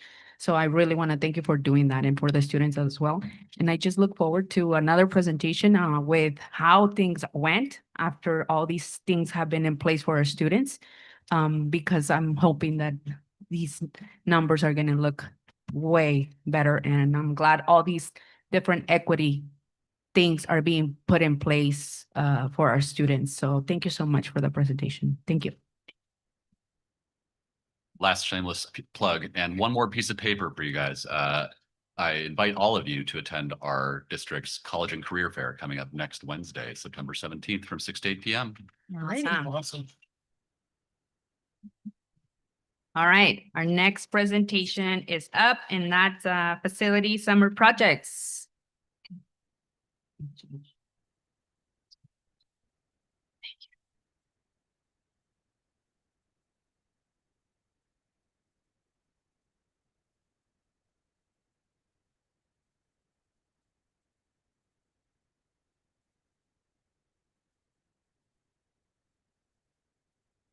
Hi, good evening to the board and the cabinet and community. I'm Nathan Adams, the Director of Facilities, and this is Angel Conte. He's our facilities project supervisor. And we're going to be providing you with a facilities presentation of summer projects, where we are, where we're going, with a follow-up to our maintenance program, an update as to the system and what changes that have been made already, and where we're going with the future as far as predictive and preventive maintenance. So I'll pass it on to Angel to give you a summary of where we are with projects. Thank you. Thank you, Board. Yeah, we wanted to give you a brief update of our summer projects. It was a very busy but productive summer projects. We did have some limitations on staff, on timing, but we feel like we were trying to get done as much as we could during that time. I wanted to go ahead and kind of list off a few projects that we completed during the summer. One was at Castroville Elementary. We addressed the mold remediation in room 10, ensuring a safe space for the students. It was brought to our attention that there was that was a class that we were trying to prepare for beginning of the school. So what we did is we performed some deep cleaning, we placed carpets, we installed a HVAC system, and since that room is connected to room 9, and although we didn't have that issue there, in order to prevent it, we did that to both classes, room 9 and 10 at Castroville. At the high school, we did some improvements in our kitchen, working on some concrete and electrical upgrades. This definitely helps the efficiency at our food service there. We also did we conducted a full hazmat inventory disposal that had been needed for a few years. I'll give you so you have some details. Do you have details on that? Yeah, so I was trying to pull up the current data because it's ongoing. We still have 3 pallets to dispose of here at the high school with ground shop, but in essence, it came out to about 9 pallets of over 5,000 pounds of hazardous material that we disposed of this summer. And that's important because we want to be able to make sure that the area is clean and ready, for education. So we did that part. We also did some improvements on adding office spaces here in the high school. I know that room 6A, they wanted to prepare for students for new staff. And it was a kind of last minute thing, but we were able to get fresh paint, get some carpet, get it ready in time for school start. And then we did some refresh at here at the high school as well with the art classroom. I don't know if you've seen it, but we were able to paint it, get some work ready based on the recommendations of our teacher there, and including painting and prepping the restrooms. It might have been a small band-aid, but it was definitely something that needed to be done for the beginning of the school year.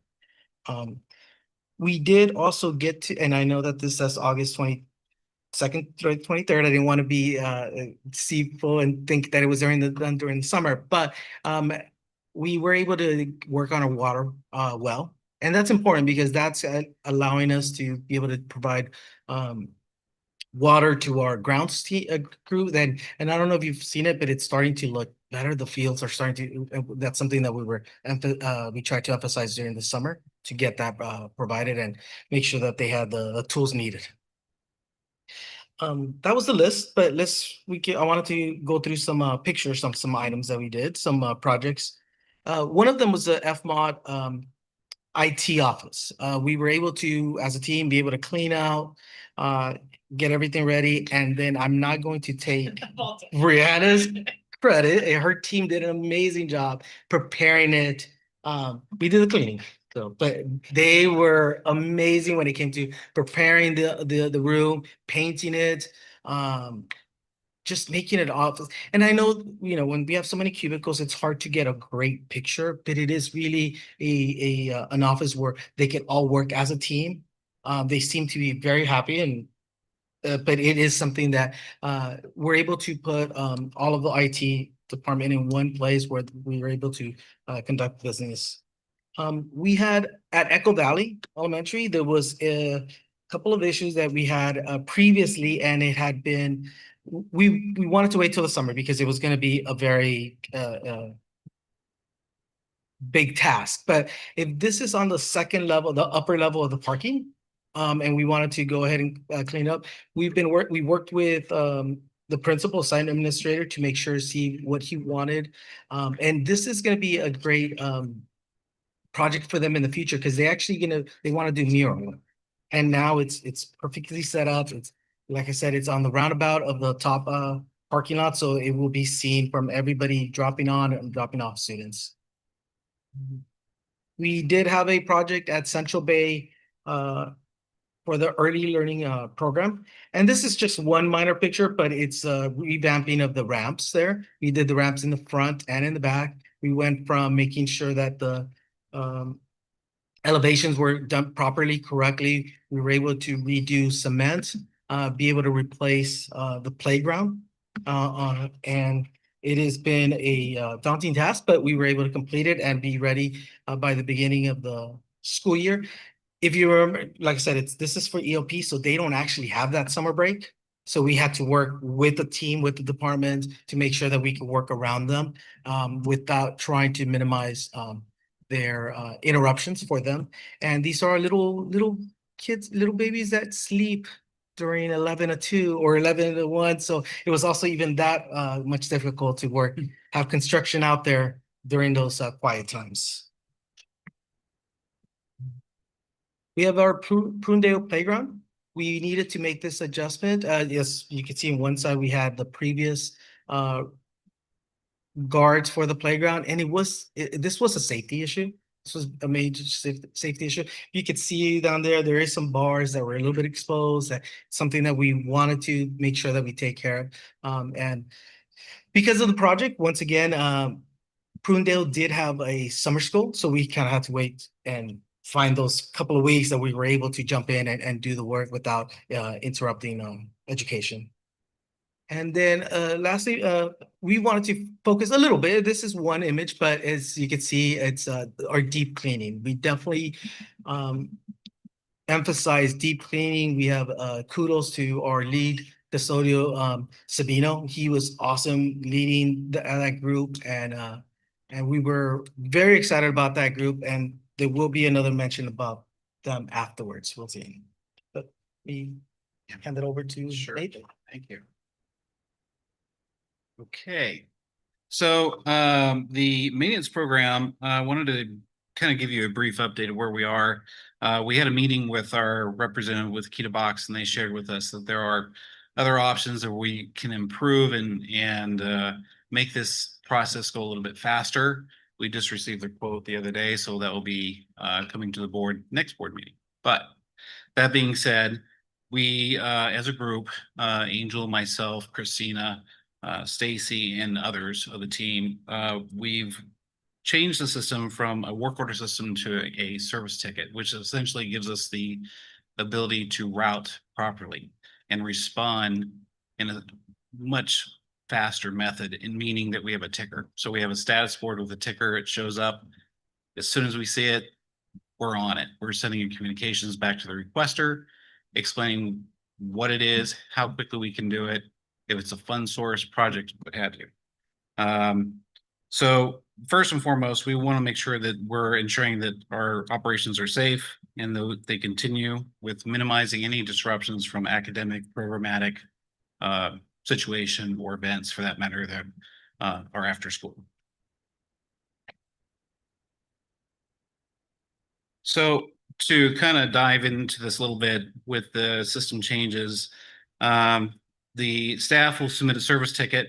The tickets will be reviewed and assigned by category, that being corrective, preventive, project, and deferred.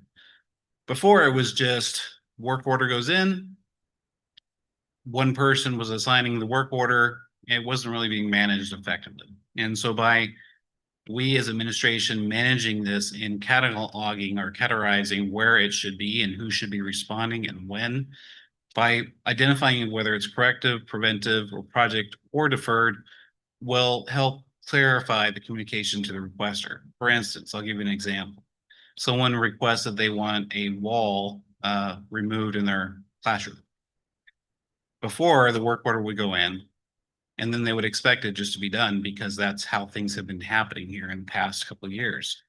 The realization and expectation for a wall to be removed, as we all know, may require DSA. It may not.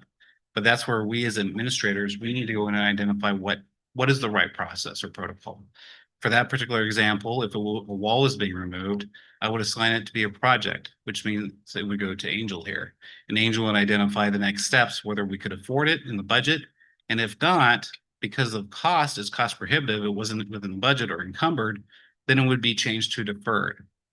From that point, Angel would communicate, or Christina and on my team would communicate to the requester and simply state that due to funding and time, due to programmatic, what have you, that it will be deferred until summer, and then they need to submit it for their, funds to do what they've requested. For instance, the work order came in today.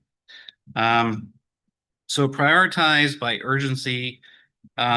Before it was just everything was coming in as a work order ticket as medium.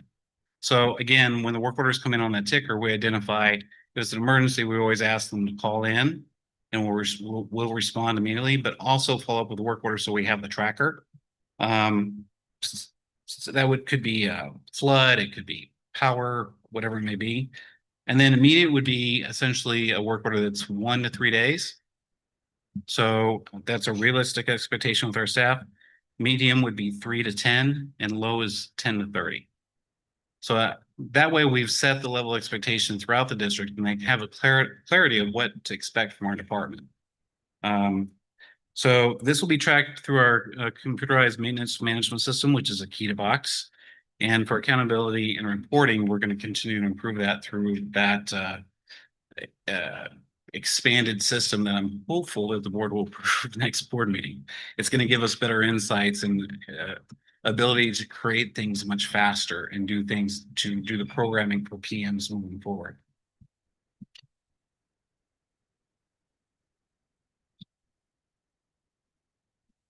So launching the preventive maintenance program, we have already started developing the database with the information we already have, as I mentioned with you at the prior meeting. And thank you for approving the facility needs assessment. That's actually going to start next week. So Angel's working on the schedule, so you'll hear more about that. But that kind of ties into this preventive maintenance program in the development of that program. What I mean by that is we have to do an asset inventory of existing conditions throughout the district. By identifying those existing conditions, we're going to be identifying a 5-year cap on deferred maintenance, but also developing a really proactive preventive maintenance program that makes sense that we can work with. We intend on launching the preventive maintenance program October 1st. We are currently working on hiring additional staff to support that program. We actually have an offer going out to a gentleman that we just interviewed yesterday, and we're working with HR to launch the new position for a certified HVAC tech, which will greatly improve our PM and corrective response time.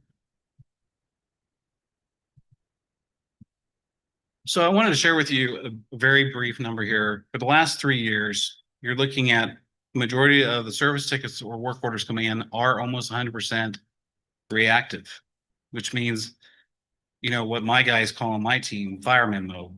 So we're just waiting for the next thing to break, costing the district a lot of money and a lot of time, and it disrupts the classroom.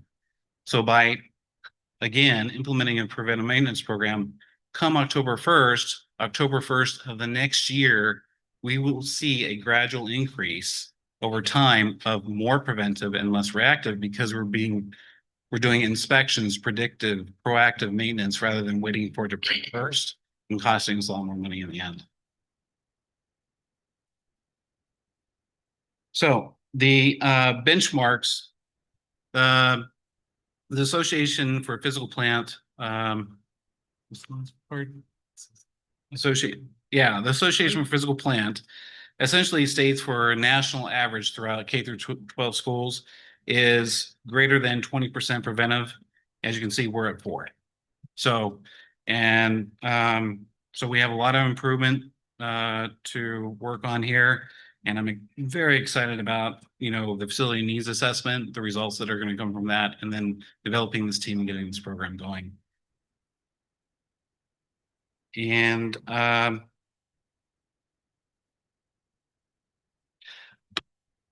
so I can't take the credit for this. I just want to say Sabino Galindo, our lead custodian, had mention he wanted to pay out of his own pocket a thank you to his custodial staff for all their hard work, because we did actually team cleaning this year.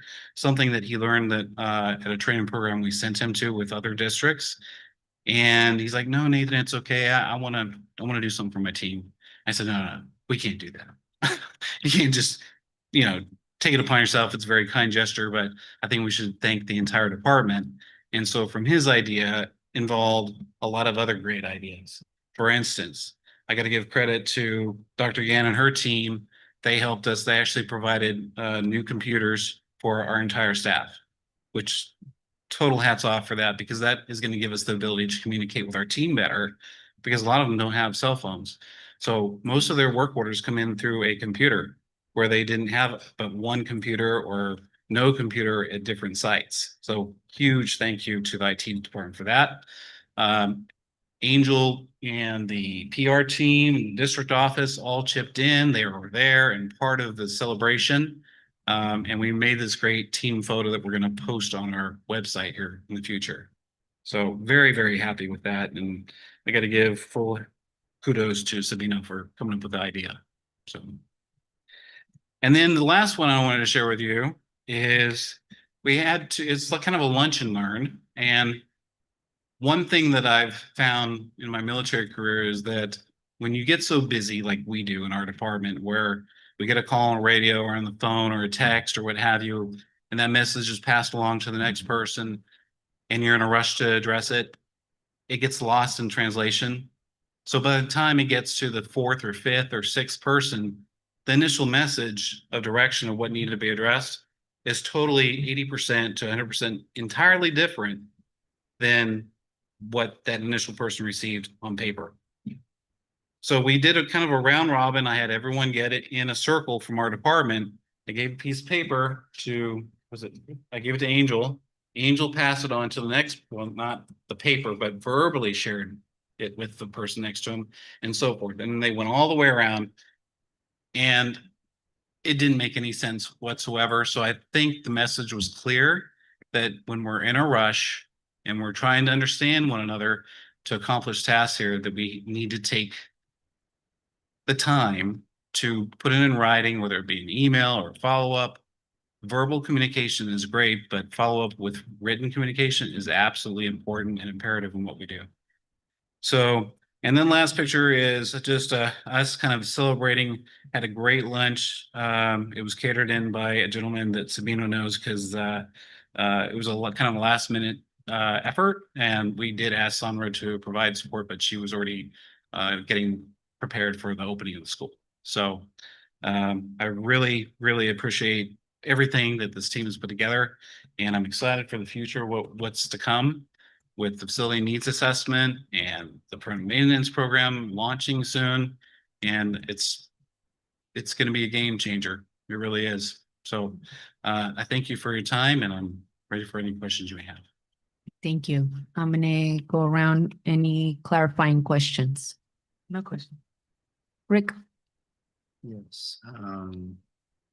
Thank you for the presentation. That it gives a lot of perspective and insight on the great job that you guys have been doing. I'm very pleased with you guys and the things that I hear and see. And today, Savino, tears it up ever since he got that new job, and he's from here. He cares about his community and stuff like that. I'm pleased with the preventative maintenance program. You've been talking about it for a couple of years before you got here. I did. It's definitely great. What I know you guys got laptops for you. Do you think I'm just throwing it out there, but iPads with cellular might, like they do everything when you're like doing those orders and everything. That's just a suggestion, but you guys just got those. And is there going to be a committee meeting for facility anytime soon? Yes, October 8th. October 8th. Yeah, Angel and I are working. We're actually working on that this evening before we came here. So Sweet, that it's sounds in the great. works. We have accessible playgrounds at elementary schools except Prunedale. I'm curious if, well, I know as do with a lot of other people besides you too, but Yeah, definitely would love to see Prunedale get one finally. And the Echo Valley one is like, it's for like second graders and lower only, and kind of there's, kids with special needs or disabilities or that could use that. And I want to say Elkhorn is for small kids too. Yeah, small kids too. So I know we have kids that could benefit from that. So that's just something for everyone to think about later. Um, uh, how was the IT office priority over many of the other dangerous existing places in our district? The IT office restoration, how is that more important than a lot of other places in our district? Well, I wouldn't, as far as prioritization, I think there was a restructuring that was necessary because the auxiliary systems in place that Dr. Gann was working with was the demographics was that she had people sporadically throughout the district, and it was very difficult for her to kind of communicate and provide direction to her team. The space that we used was actually just not even, it was in the same site. It was moving from one room to the other and some slight modifications. So actually, I mean, we can't take any credit for that project. That was all Dr. You Gann. mentioned that, you said her team like did the work over there. Was that anything outside the job descriptions of their I don't think so. No. painting? They They could do that? well, they did. I'm oblivious, so I'm just asking. Yeah, no, I mean, I know they were prepping the space. I don't know if they painted the space. I didn't see them Okay. paint the space. And Central Bay, my last one is Central Bay, room 10. I see that ramp, at pretty much every school, and just, hopefully we get those one by one. Yes. And that's it. Thank you so much, guys. Thank you. You guys are doing awesome. Sandra, clarifying questions. I guess my clarifying question is, what is the process that staff notifies you that they need something done? I think it depends on what it is exactly. For instance, on my way over here, Jacob called me to tell me that there was no paper cups left at Echo Valley for the kids to drink water. So for a situation like that, that's an emergency situation where, we're gonna have to go get the cups first thing tomorrow morning so the kids have, so that's like an urgent request. But typically, a normal request, if it's not an emergency, is that they would submit a service request. And then first thing in the morning, we would look at the ticker to see what we have on there to address and prioritize as such. So in other words, it's up to us to determine, is it a medium? Is it an immediate? Is it an urgent? And they can, the requester can always identify within the narrative of the explanation, I need this by this date. Like, for instance, if Patrick has a football game and needs lights out on the football field, it's not an immediate concern, but if he needs it by Friday, then, he needs to put that clarification in the verbiage so we clearly understand that it has to be done. for And them. when you refer to the ticker, you're talking about the Akita box? Is that what you're- Yes. So this situation you just described, a facilities person goes to the store to buy cups. I'm sorry? You said if Jacob calls you and Yeah. says there's no cups for the kids. Did I just hear you say a facilities person will go to the store to buy cups? Yes, Okay. so yeah, That's okay. yeah, exactly. So those are the kind of systems that we're working through that have been Yeah. existing to improve. Yeah, my Yeah. concern is that that's fundamental stuff. That's Mhm, really fundamental stuff. Exactly. I don't want to go into comments, but I do see that your presentation, it largely covered routine maintenance that happened during the summer. Is there any update on the project for the high school entrance and the items that are still missing? There is. Okay, was that not meant to be included? This was strictly summer items completed. The request, I believe, was a summer project. Completed, yes. If it's not completed, is that not a summer project or? I mean, like- Angel, if you could give an update on it. Yeah, yeah, absolutely. Sorry. Yeah, so, and I'm sorry, I kind of focused on completed No, it's okay. projects. But we are currently in phase 2 and 3 of our entry project. And right now, both of those are actually currently in testing. So part of the signage, phase 2 is our signage for the state elementary, and we're actually doing lab testing. So all of this, part of the requirements for state of California is requiring, making sure that every material that's going to be used, it's all past certain levels of testing. So that's where we're currently at for both the signage and the bus shelters. As soon as that is completed, the testing, it moves quickly because this is before the manufacturing. Once it finishes the manufacturing, the manufacturing has been completed. They're testing it to make sure that it's ready to come out here. Once it comes out here, that's when we move very quickly on the installation. So this is dramatically different than the original project schedule we had. What happened? So yes, well, when we got the project and we mentioned it a few months ago, we talked about starting in summer and it was going to be about 8 to 11 weeks of lead time, and that's kind of where we're at right now on the manufacturing part of it.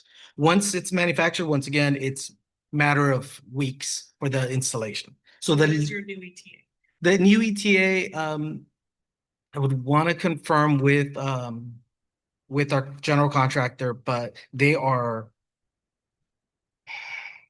If you don't mind, I could give a specific answer to superintendent. If you don't have an ETA, that's fine. Correct, and then but I will work on that ETA and have that to you tomorrow. The next question I have is, I heard you say that the teachers were really happy or staff was really happy with the deep cleaning that took place over the summer. And I just want to understand how you know that. I mean, are you checking in with the teachers? Are you surveying the teachers? Yeah, How no. are you determining? So, I've been going around the district meeting with, like Araceli over at Prunedale, Jacob over at Echo Valley, and so forth, because, I'm constantly going around the district addressing different issues, but I take the time to ask them, how are things with summer cleaning? Has it been better? What could we do different? And every one of them during our safety presentations, the big five and so forth, have all said Sabino was amazing in, putting this plan together for the first time and pulling the custodial team together to make it happen. One of the things that was a big push is that we didn't have the right equipment to do the job in the past. It was really in bad shape. And so we were able to find the funds to buy the right equipment to do the job and do the training so we could do that deep cleaning. And that's why it looks the way it does. It's all these pieces that Sabino and, the team put together to make it happen. So yeah, it's big change. And who's actively managing the work orders right now? Who's reviewing them in a second? Angel, myself, and Christina Soleil. Okay, because, about 2 years ago, I placed a work order because, you can go onto the website and place the work order. And August 20th, I received a notice that my work order was being closed. This service request is over 2 years old. If the service is still required, please resubmit your service request. Thank you. I understand going in and cleaning it up. I really think that data is important. So, if there are service requests that are this old, then maybe just, oh yeah, sorry. Thank you. Thank you for catching yourself. Yep. Do you have any other further clarifying questions? No. Okay. Angela, No questions. Martha, Just, so thank you for the update. We're always interested in facilities, always a lot of projects there. On the list of summer projects, I didn't see the wellness center on there. Was anything done in the summer So down there? part of the summer work that we did with the wellness center was we actually emptied out everything. If you remember previously, there was the partitions, for the computer lab. It was set up as computer. So we did all that removing. We brought in all the partitions that are needed right now. We ordered the pieces to complete. So we would be completing, adding the temporary walls. Not only that, we've ordered the materials, the furniture that the board approved. And we have been meeting with architects. We've actually met with multiple architects to come out here and take a look and see how it's working, how for the planning stages.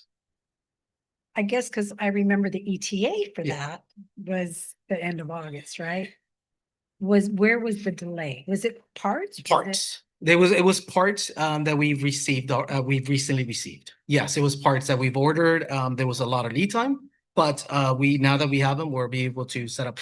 As Mr. Dan Andrews mentioned, the one that is being currently used, it's just being able to add a little bit more confidentiality that we're I working. understand that it's still being used, but I'm just curious, where we are at with, because I thought the summer project was, yes, cleaning it out. The partitions were coming in, they were gonna be installed before school came, but now I understand clarification that you said parts were delayed. Sure. So the partitions are not in yet. They're not in yet. They're Okay. just temporary partitions right now. Okay, and what's the ETA for that? Actually, this week, we just been short-staffed. Okay. We've just been a little bit short-staffed So on the this person week. that was gonna be taking So care. next board meeting, we'll be able to go down there and see it. Yeah. All right, sounds good. Furniture, I know that the furniture, they recently reached out to us to schedule time for delivery. So we should have that answered as well. Okay, thank you. I have no questions. I'm gonna open it for public comment.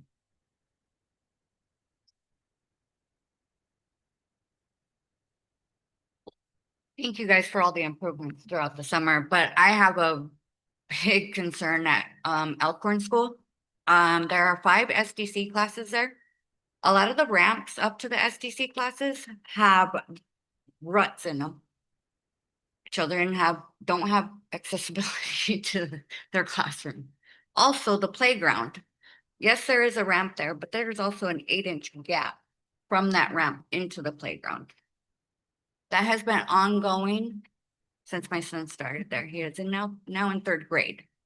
It's great that Prunedale School is, got the whole outside of it done and everything like that. I know they have SDC classes there as well, but not the amount that Elkhorn does. You guys really need to look at ADA compliance. Thank you. Any other public comment? Sue?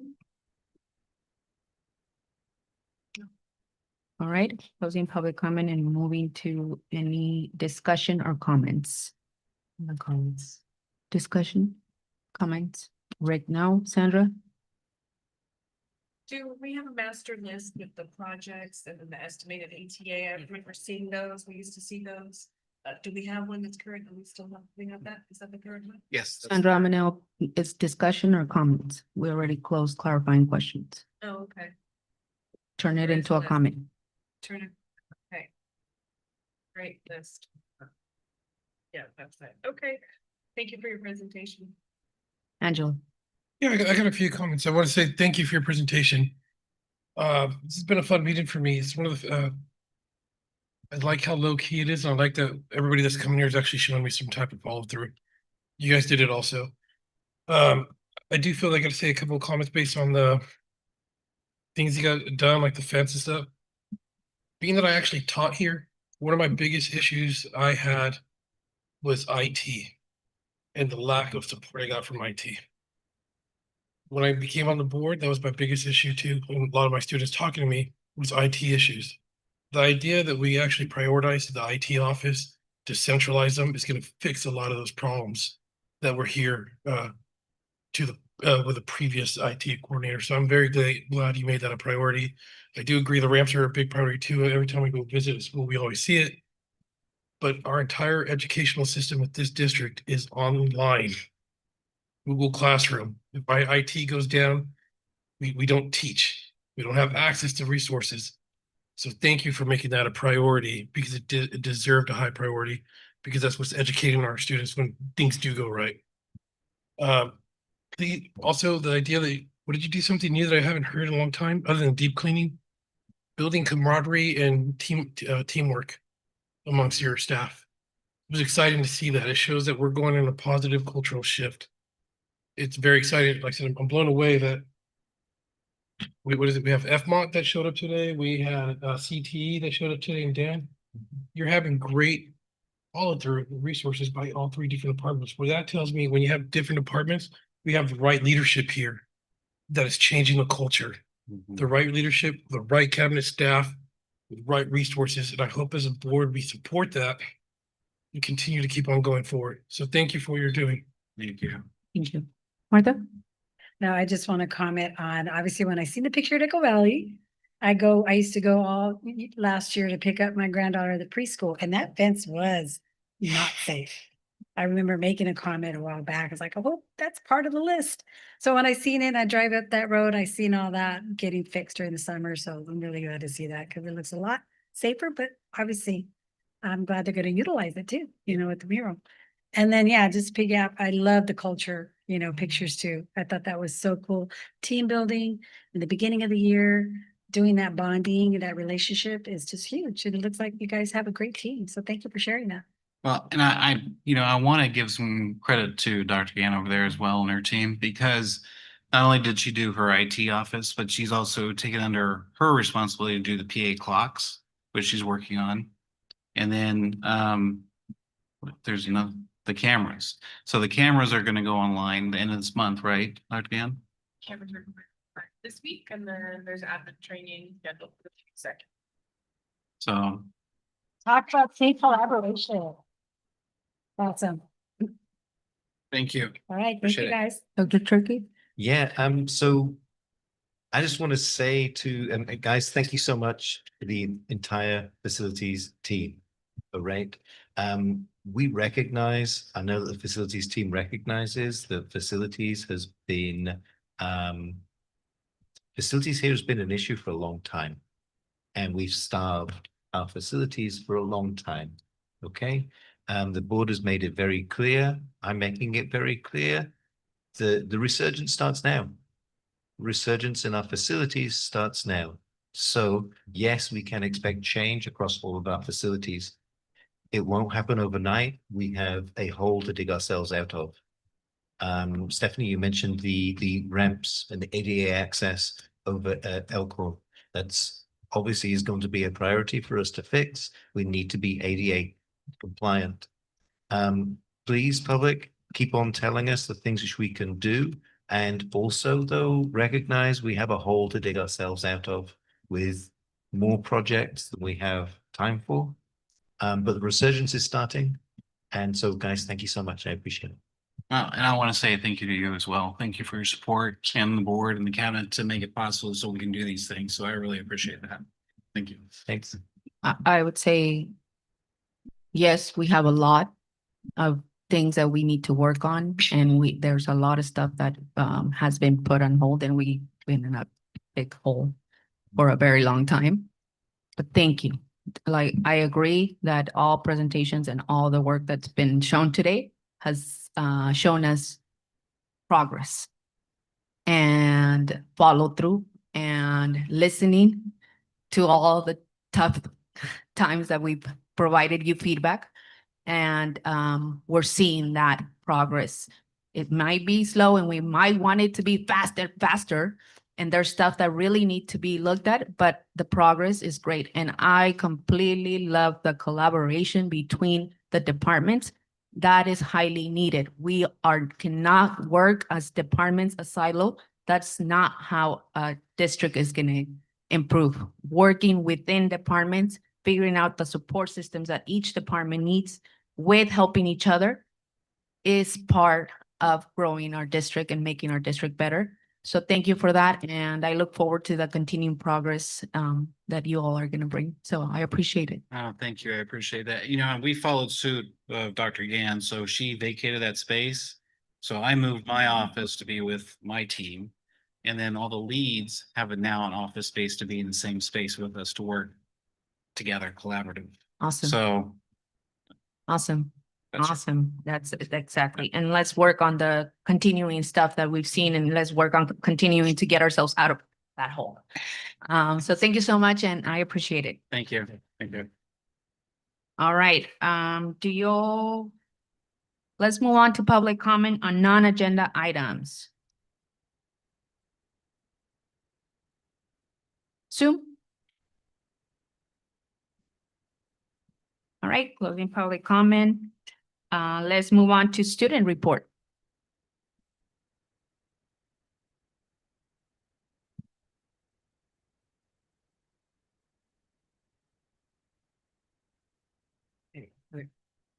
So this week or since last meeting, school's kind of slowed down a little bit as far as like welcome weekend activities. But we did have our club rush where all of our clubs are on the front lawn and they kind of advocated for themselves, what they do, what their clubs involve. Have some pictures of our mental wellness club, which is definitely a big hit. Culturas and Salute Crew, can't really say, but yeah. And then around campus, just some extra things going on. We had our freshman tie-dye activity. The freshmen in ASB, they usually put on a little event for only freshmen, and they had them bring their own shirts and tie-dye their shirt together. We have our sports, our flag football team. I believe they're still undefeated. I know they had a game today, but I'm pretty sure they're still undefeated. And football has a couple of important games coming up, like homecoming and senior night.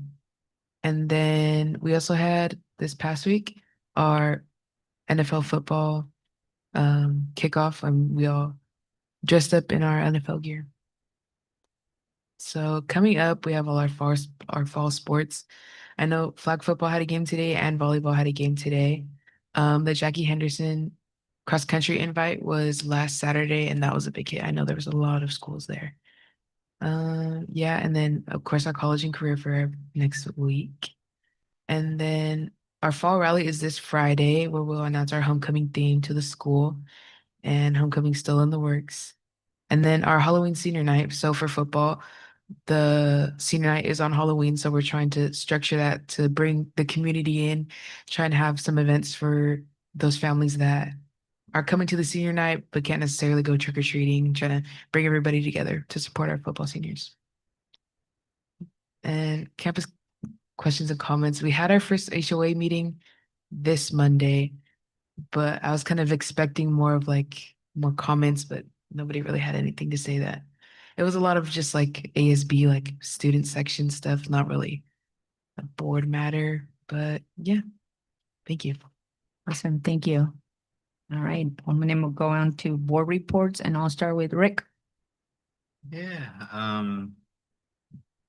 I was gonna mention flag football had a game. I was there and Soledad. We scored well, they scored first, and then they scored again, made it to 13, and then we scored 7, and it was a really great game. We lost, but it was a great development game, great just a great game in general, really exciting. As you said, the Jackie Henderson had 60 schools there. It was a huge hit. I seen buses from other districts from Merced, and they were frequenting our local businesses and beaches. And I turned out I heard the coaches recommended local businesses, and they wanted to go to local business, not like Monterey and stuff, and went to the beach, and it boosted our economy big time because they were packing in the patio Chinese food and deliciosos and probably a lot of other places. I advocate on social media for the Mental Wellness Club. I always share their stuff, and they're looking for input and engagement. This Friday is a football game at Rancho San Juan. Go support.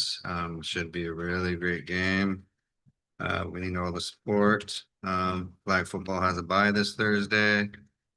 Volleyball has a game at Stevenson, freshmen, JV and varsity at Stevenson. The county is having a jump pickup this weekend on the 13th at the Prunedale Grange. There will be a produce truck at the rec center in Castroville Friday at 10 a.m. There will be a rec center meeting Wednesday, the 17th at 5:30 p.m.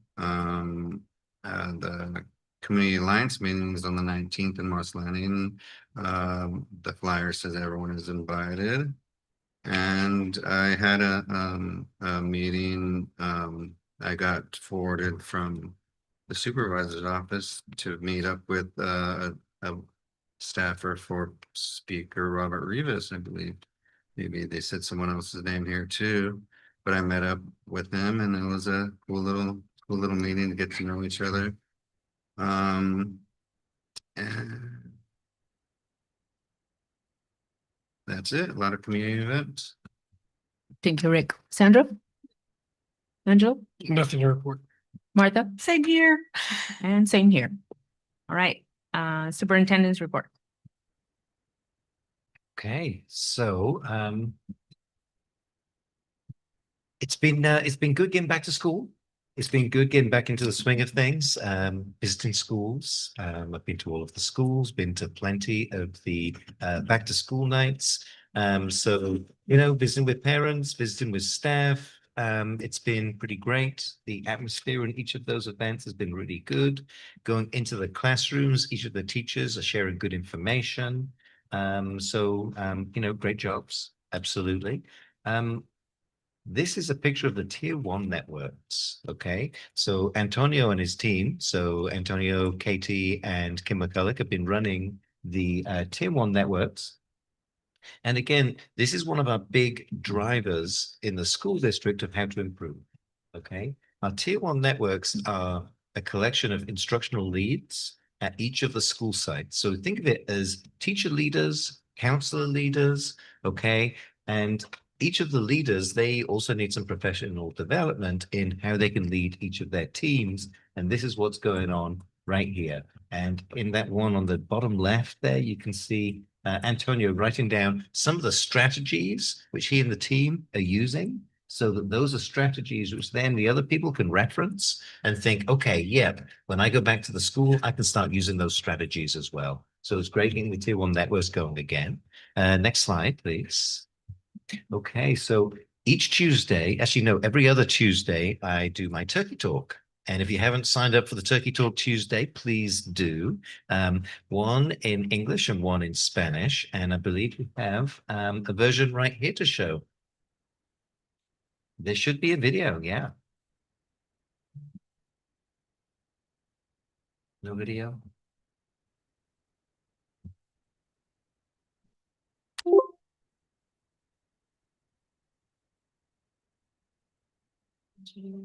If it doesn't play, that's okay. That means that I don't need to listen to my own voice. Okay, if you want to see the turkey talk, you're gonna have to go onto Instagram. That's where you can find it, people. Okay. Okay, so our committees. One last plug for the committees. If you want to join one of our committees, please go online, fill out the survey. We actually have a good list of folks for each of our committees now, so some really great representation from the community. You want to join a committee? Let us know. You can join one of our committees. Just let us know which one you want to join, and we will share that with you. So getting those committees going is great. Next slide, please. I want to give a staff shout out to Dr. Katie Turner. When I first got here, I remember Angelo turning around to me and saying, oh my gosh, I can't believe that Emily Sy Brownfield does so much. She seems to be everywhere doing everything. Okay. So Katie is one of those people where you say, okay, who's in charge of this? Who's doing this? It's Katie.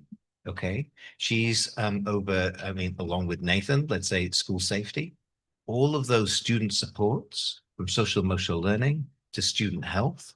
Okay, all of the mental health supports, community schools, volunteering in our schools, all of these sort of things. Katie has taken the lead, and she does so with grace and expertise. And anybody who's worked with Katie will know that she deserves this shout out. So shout out to Dr. Katie Turner.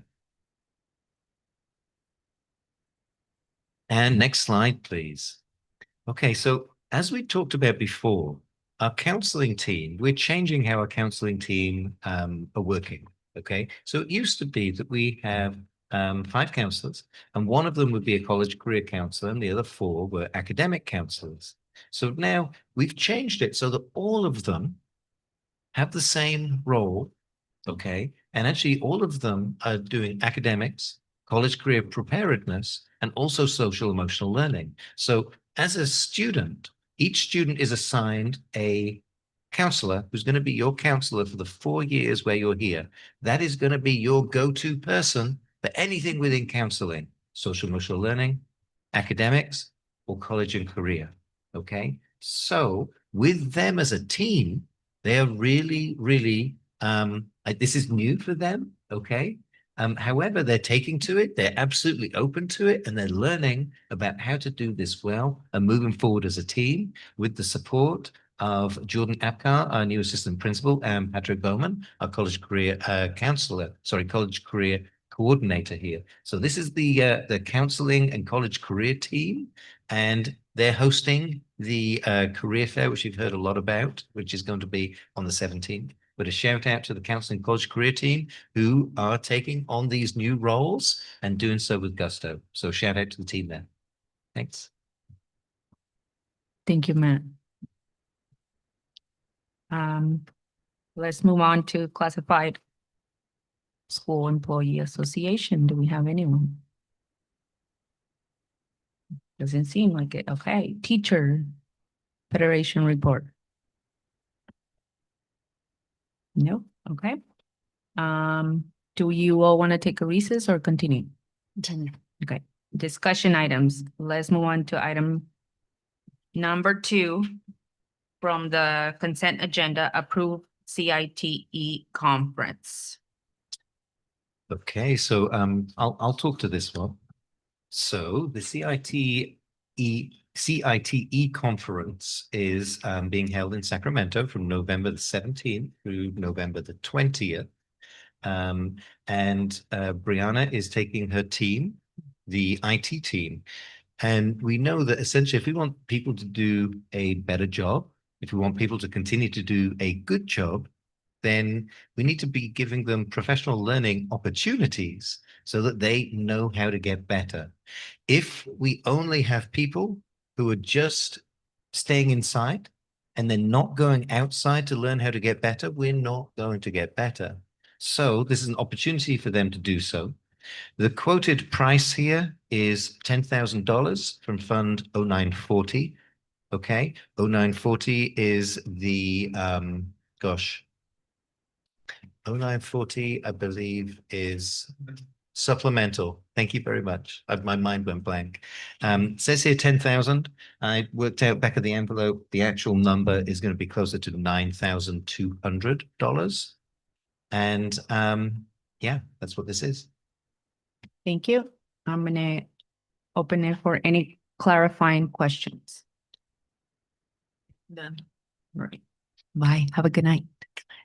I'll start with Rick. Do you have any questions for this item?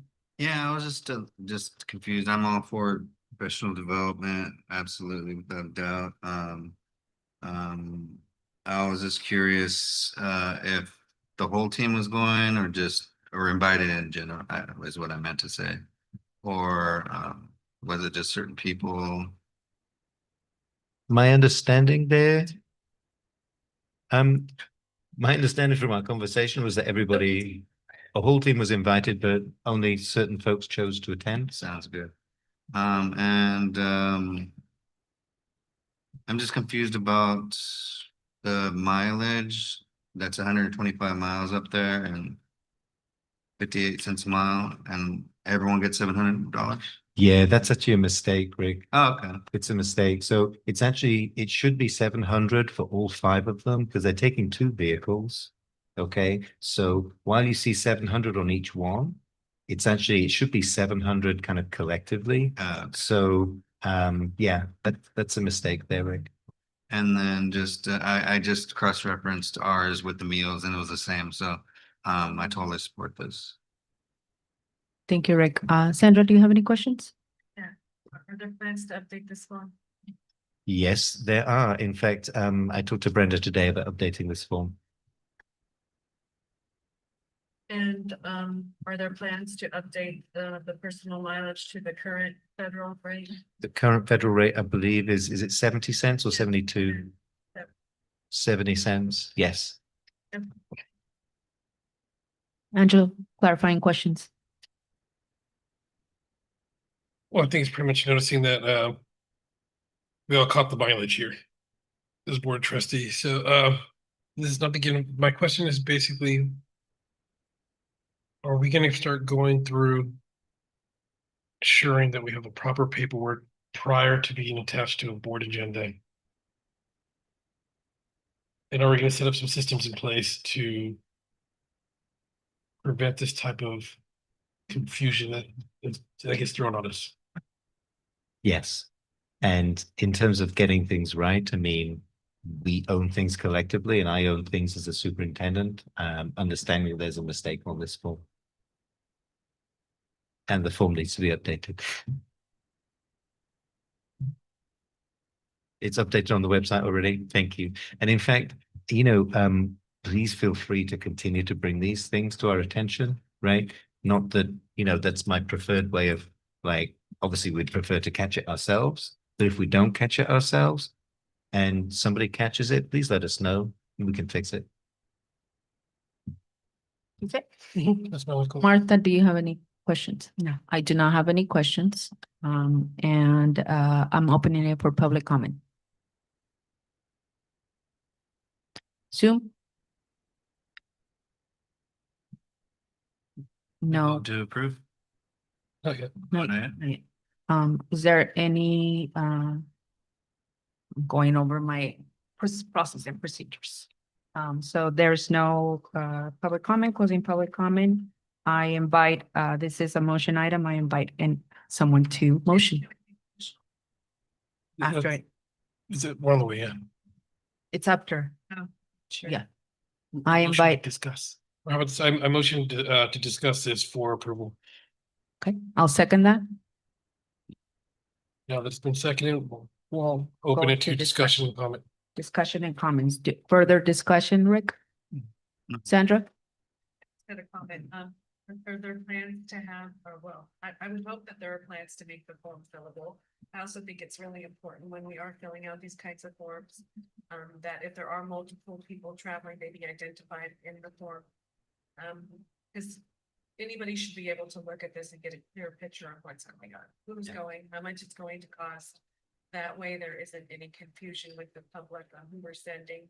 I think we all support people becoming, getting that professional development, having that engagement with their peers. But our data needs to be clean, and our forms should be user friendly so that when people are filling them out, they're not pulling their hair, and there should be a process where they submit receipts afterwards, or there's clear guidance, clear travel guidance. I would thank you. Thank you. Angela? Yeah, my comment is I'm hoping this is addressed hopefully to the whole district that listens. Reality is public members contact me. They're catching the boo-boos first. We need to do better. We need to catch these old forms because as I said before, March 15th is already weighing on my mind. We're in a budget deficit, and when we see little boo-boos like this where it's hard to explain, it starts to build distrust and questioning. When in reality, it was just a minor clerical issue, but it takes a whole life of its own and starts growing.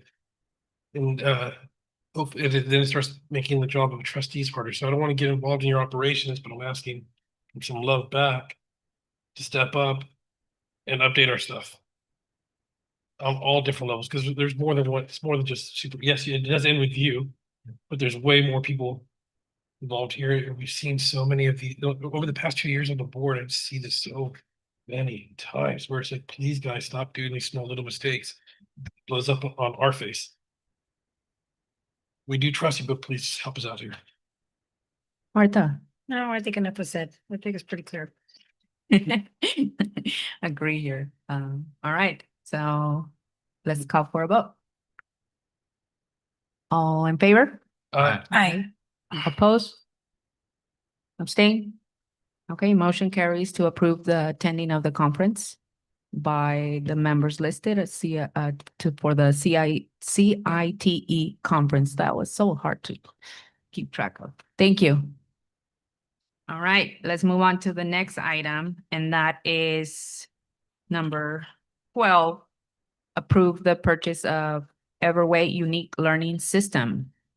Good evening, board, Dr. Turkey, community, happy to be here to represent for this item. So we are requesting your approval to purchase unique learning systems licenses. By ed code, all of our students within IEP have access to the adopted core material, but if their IEP demonstrates that they need to have additional accessibility to all content core areas, then we need to provide additional supplemental instructional materials. So these, the materials that you see here before you is something that has been used in our school district for over 5 years before Ms. Gribben was with us. So she doesn't know how long it had been there prior to her coming 5 years ago, but it's been around for a while. So that is the materials that you have before you for approval.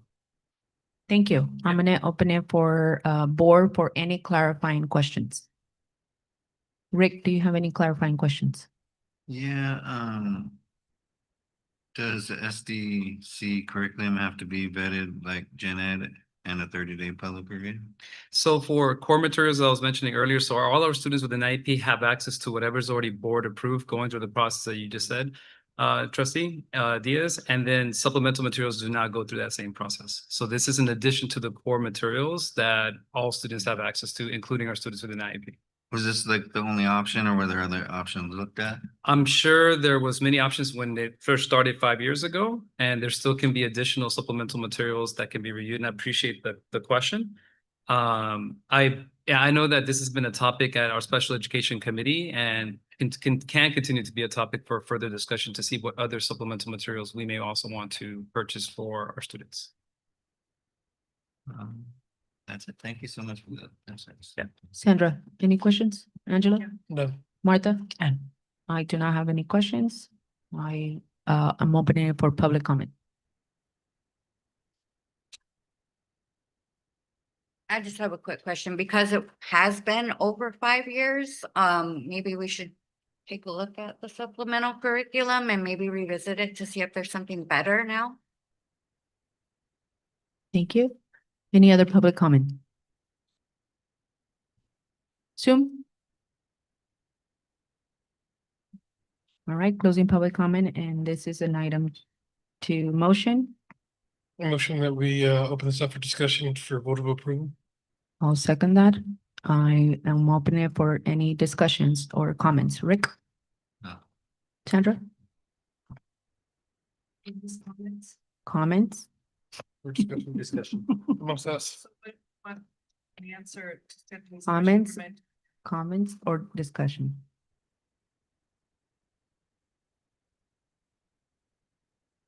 I would like to understand potential ramifications of going out once there's an established curriculum.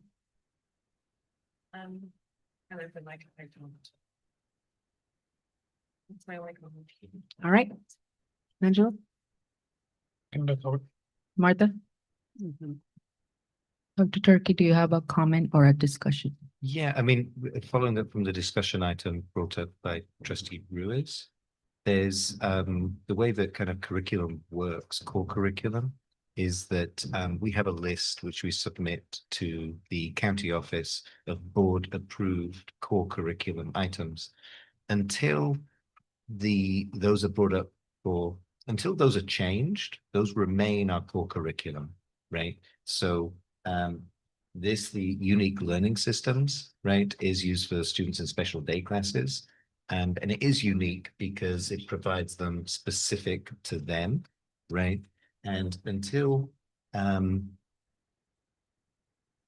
we bring forward something different and have a committee which is going to look at, let's say, something different, we would continue to purchase this. Correct. That's essentially how the process works. No comment, just maybe bring information to not only the committee for special education, but to all the public on what is this, how it works, and also look into seeing if there's possibly other things that are working, but if this is working for our students, that would be great. So my only comment is looking to see if it's already working for our students. All right, I call for a vote. All in favor? Aye. Aye. Oppose? Abstain? Marta, did you vote? Yeah, Okay. right. All right. I'm like, I didn't hear you. That's why I'm I like, know, I was looking down. I can slow down if you want. No. Okay. All right. Motion carries. Thank you. Thank you. Moving on to the next one, and that one is adopt resolution 2025-2604 proclaiming September 15, October 15, 2025 as National Hispanic Heritage Month. Okay, so this one is me. And so we know that 90% of our student population are Hispanic. Okay. And for any student, for any population at all, including our Hispanic population, okay, there are so many differences. There are so many facets to that, okay? In terms of the contributions of our Hispanic community, in terms of the different folks which we have there. And I think especially in the climate which we find ourselves now, we should be celebrating Hispanic culture. We should be finding all of the positive things around it. And we should be celebrating this as a part of our district and a majority of our district.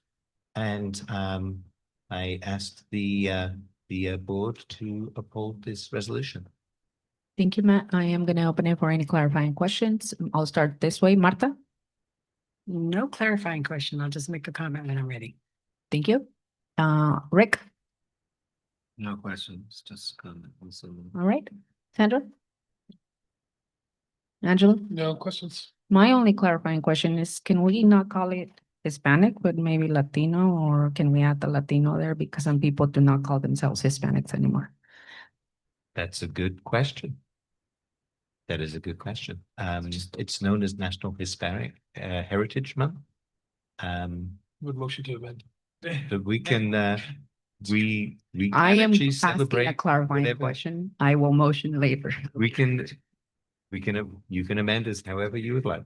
Awesome. All right. I'm opening it for any public comment. Sue? All right, this is an item for motion, and I move to adopt this resolution with changing it or adding the word Latino to it. And I understand that it's nationally called Hispanic, but I would love to add Latino to the resolution. I would like to keep Hispanic / Latino. Am I able, when can I recommend that?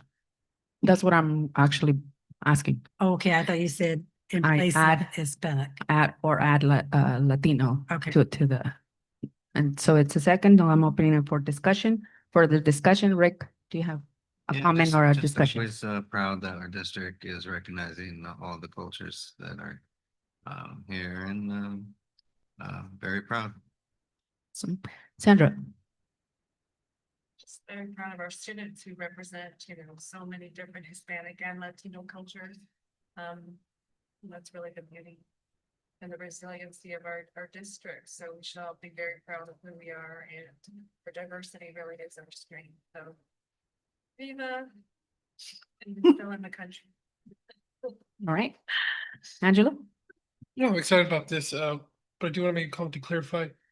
If someone wants to motion amend, and then you want to amend the amend, you would motion to amend the amendment. Oh, my bad. So, I'm already confused. but, It's gonna take us time. It's gonna take us time. like I said, I enjoy that we do resolutions like this. I will say this, being first generation American, where my mother was born in Mexico. I was told I was Mexican, and later I'm told I'm not Mexican, I'm Hispanic. Then I told I'm not Hispanic, I'm Latin. I don't know what I am. I'm hoping with something like this, and we could help educate our students. Because if I'm having that feeling, others are having the exact same feelings, where you have roots from Mexico. And now, I don't know what my title is. I'm hoping we can, with this resolution, that we can help those who come from Hispanic, Latin, or Mexican descent, to just learn a little bit more about ourselves. Because I'm still confused. Marta. I'm gonna sign you up for the ethnic studies class. You know what? This would be great for the committee. Because there is a lot of different ways that people identify themselves, you know, Mexican, Latino, Chicano, Hispanic. But, you know, in the Hispanic culture, obviously, yes, our demographics, it's very rich in this area of Monterey County. And I'm just really glad to see this because throughout the years and being involved in many different organizations supporting the Latino community, this is important to me, especially right now in this time and age of what we're dealing with, especially what I just heard legislative just passed. It's very disturbing to see that we are continuing to go backwards. So this is important. This is important. So I'm really glad you brought this to the table. Thank you. All right. Thank you, Martha. No comment, but just I am super glad that this is happening and definitely take ethnic studies. You will learn. You will learn a lot. You know, But it's not a graduation requirement. I'm gonna I'm gonna repeat the motion and the motion is to approve or to adopt the resolution and adding the Hispanic/Latino Heritage Month. I'll call for a vote. All in favor? Aye. Aye. Aye. Oppose? Abstain? Okay, motion carries. Moving on to the next item is approved job description for peer tutor. Right. Good evening, board. Nice to see you this evening. I'm excited to bring this job description for discussion and possible approval this evening. This signifies one more opportunity for our students to find more supports on campus. And so what you have before you this evening is a peer tutor. It would be an unrepresented job description. The $16.50 an hour for the salary range is slated at minimum wage in this county at this point, and it would report to the site supervisor. We are targeting students for this job description who are our current 11th and 12th grade students currently attending either Central Bay Independent Study High School or North Monterey County High School. So those are the students that we're looking at, and these students would have the requirements of having a 3.0 or higher GPA, recommendations from their teacher and their other people on this campus that would know them, and meeting the job requirements as pretty much outlined in most of our job requirements.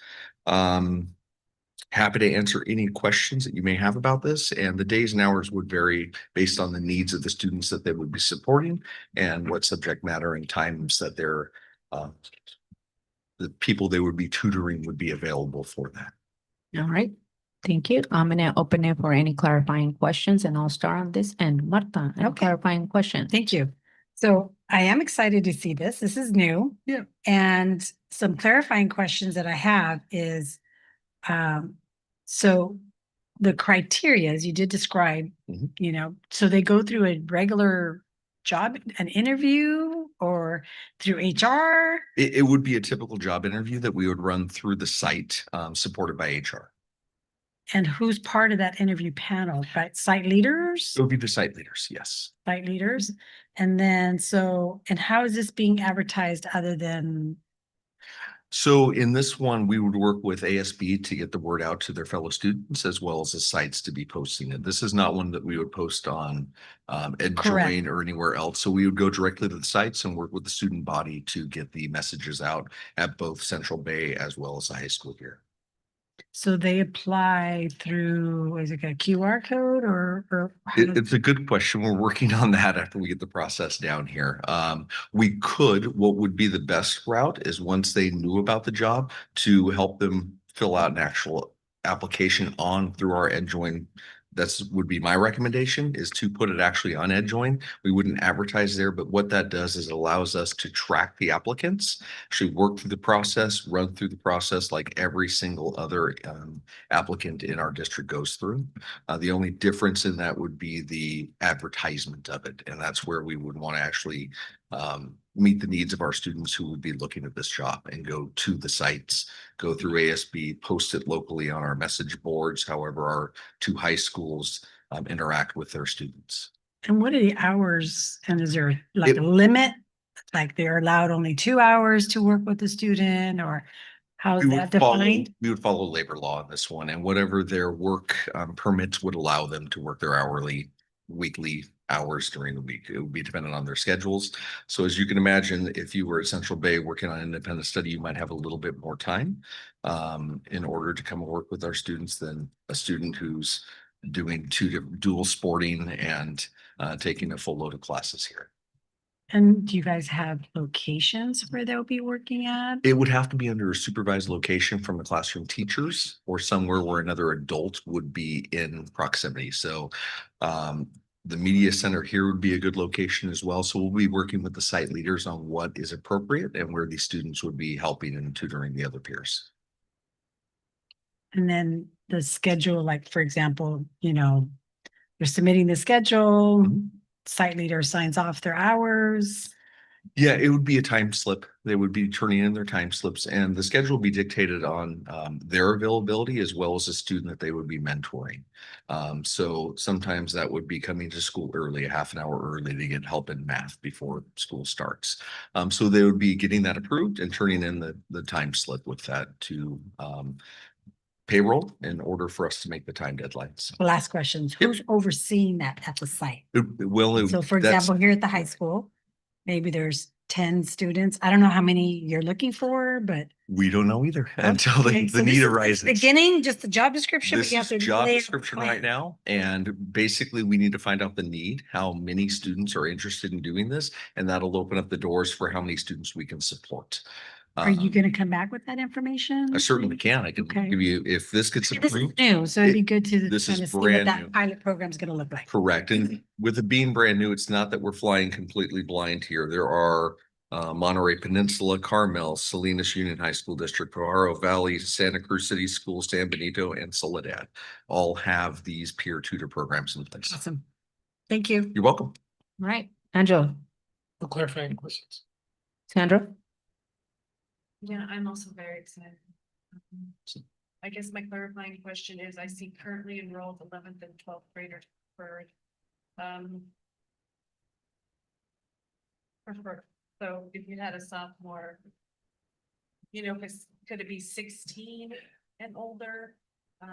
Right. I just, sometimes there might be somebody who is younger and they can develop those skills. 'Cause I Correct. know, workers improve the longer you have them in that position and training.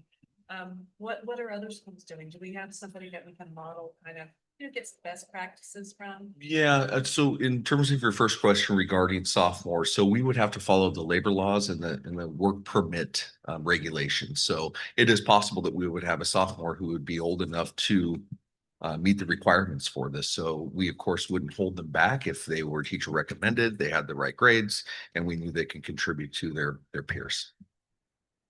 Right, and do you have somebody at another school to kind of? We have a few. Yeah, I reached out to, we have a listserv called our Tri-County HR Network, and I have been collecting information from various districts on this. All right, Rick.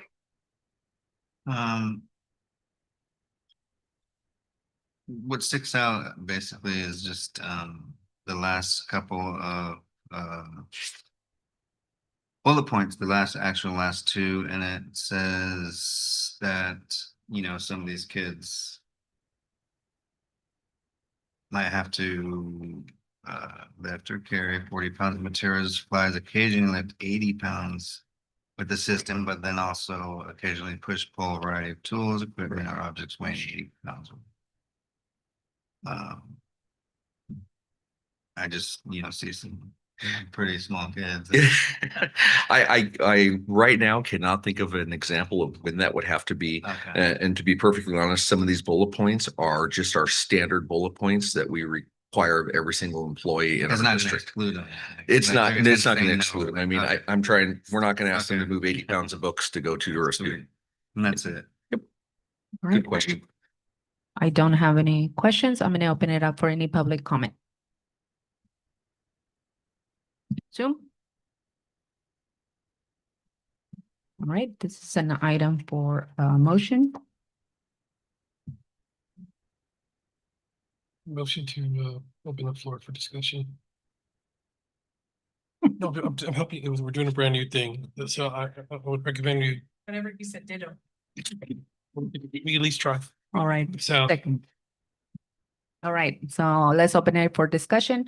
I will start with Martha. I think I asked all my questions. Discussion, okay. Discussion or comments, all right? Comments, you already heard, I'm excited about this. This is a new thing and I can't wait to see the results of it. All right, Rick. No. Sandra. Yeah, I'm thrilled that our students are gonna be able to provide this peer-to-peer, one-on-one tutoring. I think that connection, and then on top of it, a subject that they need help with is amazing. And then they can burn a little scratch, which is good, because there's not a lot of different opportunities in our community for our students to have gainful employment. I also know that Pajaro Valley has a student helper. And so I hope in the future we can consider that too for other needs. But thank you for bringing this to the board. I really appreciate it. Right, Angela. I'm gonna be the odd man out here. Yeah. I find this completely disturbing. I love the idea of getting students opportunities to work at our school. But we see a need. We see that we approved AmeriCorps because we're saying our students need it. Then now I'm hearing we need to approve a student tutor. So what I'm really hearing is that our students need help. And I wonder, school, I'm giving a rhetorical question. I wonder if we have people that are certificated to teach stuff at a school. Oh, our teachers.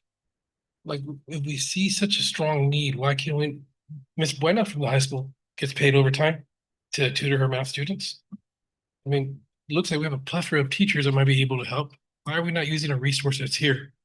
I find a large contradictory statements from this board where we want our teachers to get paid more, but here's the opportunity to give them a chance to earn more. They're well qualified to teach and our students need it.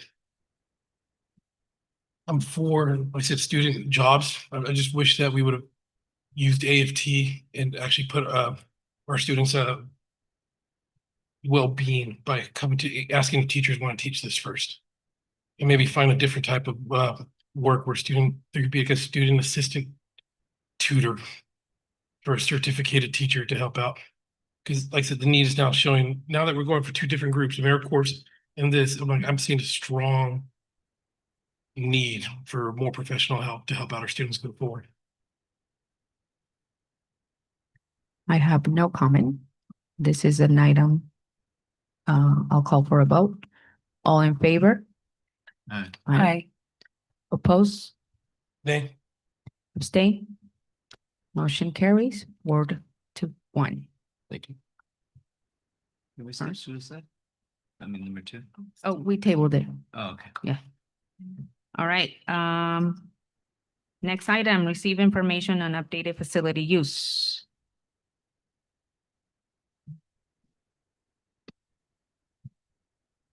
One more time. One more time. Board, I wanted to bring this up to your attention. This is something that was kind of born out of our town hall meeting that we had up here. There was a question about facilities and our rental process. So we wanted to go ahead and dive into this, and so let me start. We wanted to go ahead and update this process for you. When I came in a few months ago, this was one of those items that were kind of floating in the air because it was originally handled at business services, and then it was facility, but then it was kind of in between. And we were working great with facility, so we decided to revamp this a little bit. And now that we revamped it, we'll talk about that part of it because but one thing we wanted to do is we wanted to go ahead and talk about our current rental procedure process, our current terms, our new procedures, and where we want to go with this. What are the next steps? So first of all, currently our district uses Facilitron, and we have been using Facilitron. We had just been using Facilitron not at its peak, not at its we hadn't maximized its usage. And the reason why Facilitron is a great program that's used quite a bit at different districts is, I'll start with there's this, it streamlines the scheduling for any facilities.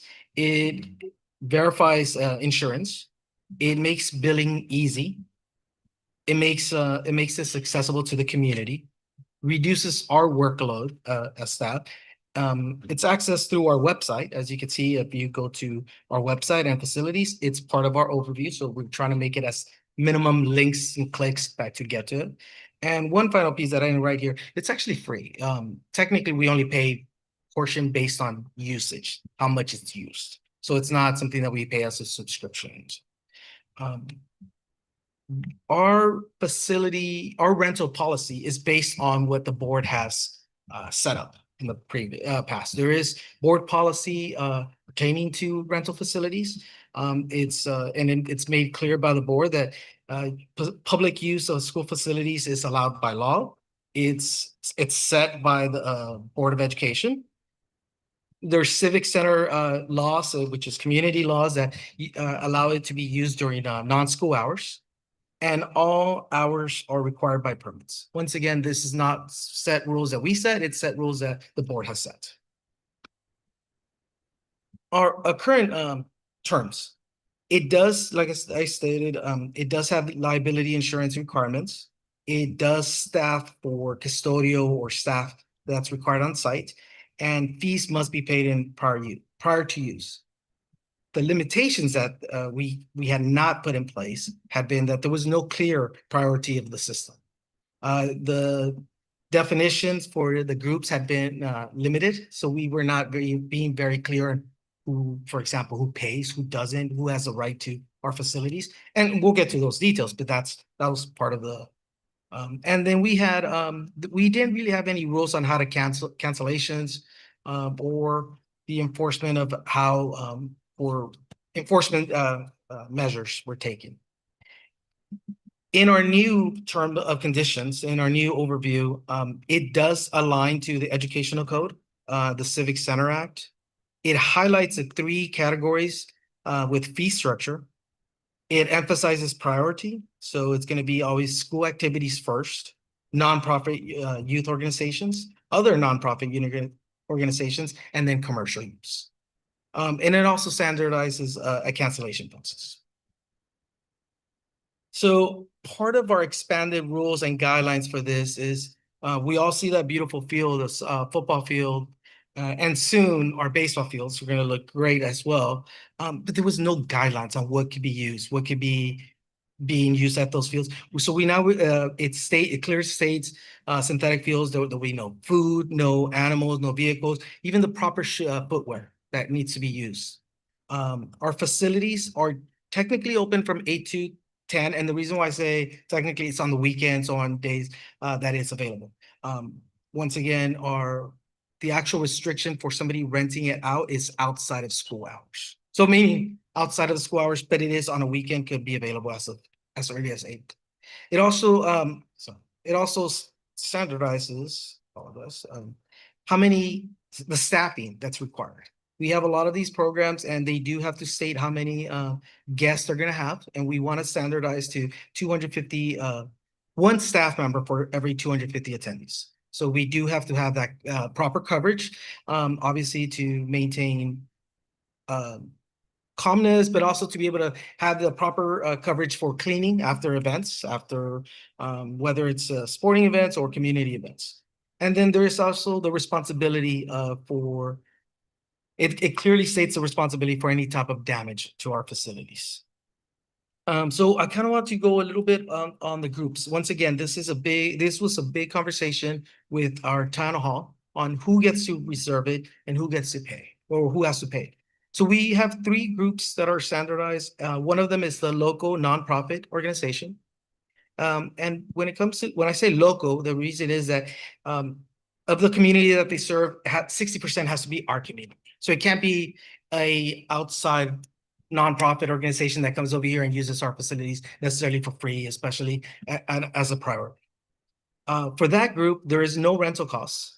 There is potential fees, whether it's going to be the custodial staff, the food staff, technical staff, for example, IT, if we have it. So those do carry a little bit of cost. Yes, the organization's not going to pay for the rental, but there is cost associated for us to hold their services. Second group, on nonprofit organizations, there is a direct cost. and we'll go a little bit, I'm gonna give you a range of pricing, but there is a little bit more details on this. It's gonna be a direct cost, which means sites per hour range between $20 and $100. Once again, the potential fees for custodial staff or any of our staff is gonna be set at at an hourly rate. And then the last group would be more, like I said, commercial. There's not an association with youth sports or not an association with nonprofits. And that one has a fair rental value market, which is $25 to $250 an hour, plus other additional costs. On the next page, we'll see kind of the cost structure for our rental facilities. Once again, this is not something that we just came out of nowhere. This is actually done by the board. It's approved. We've looked at different pricing. So this is off exhibit 1330. As you can see, this is only for elementary and middle school. But group 1 does not pay for those rentals. Group 2 would be, that's where I was mentioning about $20 to $50 depending on the site. And group 3 is at the fair value market. At the next part, which is a little bit more of the common rental location, which is a high school. Same thing with group 1, no cost. 2, as you can see, the athletic stadium is probably the most expensive one. We do have a lot of requests for facilities, whether it's a sporting event such as the Bulldogs that have used it in the past. We also have baseball teams that have been wanting to use it. So those are that's the reason why it's established. So once again, those are just a fee structure that has already been set.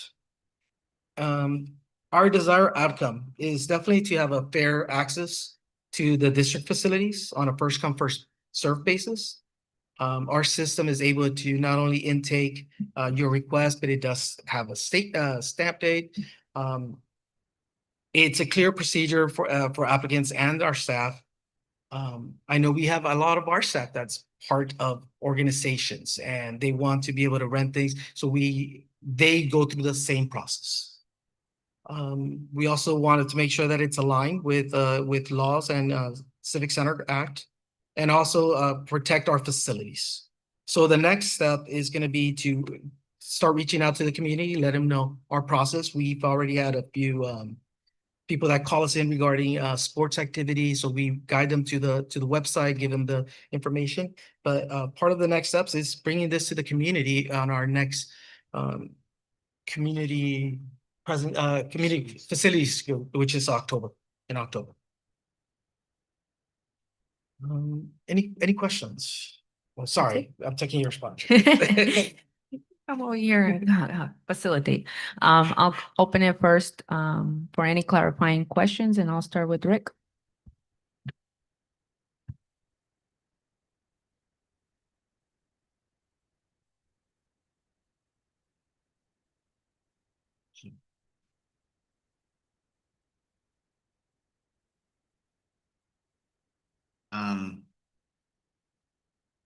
Where are the Bulldogs currently located? Bulldogs are actually group 1. No, I mean, do you know where they're practicing at now? Yeah. They are practicing. It's a split location because of their groups. Part of it is at the football field for a certain section, and then the younger groups are up at the baseball field because of to be able to separate them and give them the not only that, but we do have and it does not conflict with. This is after our football team uses his and finishes. Yeah, of course. Who currently uses, if you know, the Castroville school site? I see pretty often, I think soccer in the Castroville school. Yeah, so we have multiple groups that have used it, that have rented it. Actually, for example, the Bulldogs is one of the groups that uses it when we have flag football. They don't practice on Fridays anyway, so it doesn't conflict with our football team, but it does conflict every once in a while with our flag football team. So when they do that, sometimes use Castroville. yeah, they too? go, Okay, I didn't know they that. use That's awesome. Castroville when They've been it's asking for, it's been like 10 years. I used to coach there, and there's always something, that they're saying about, but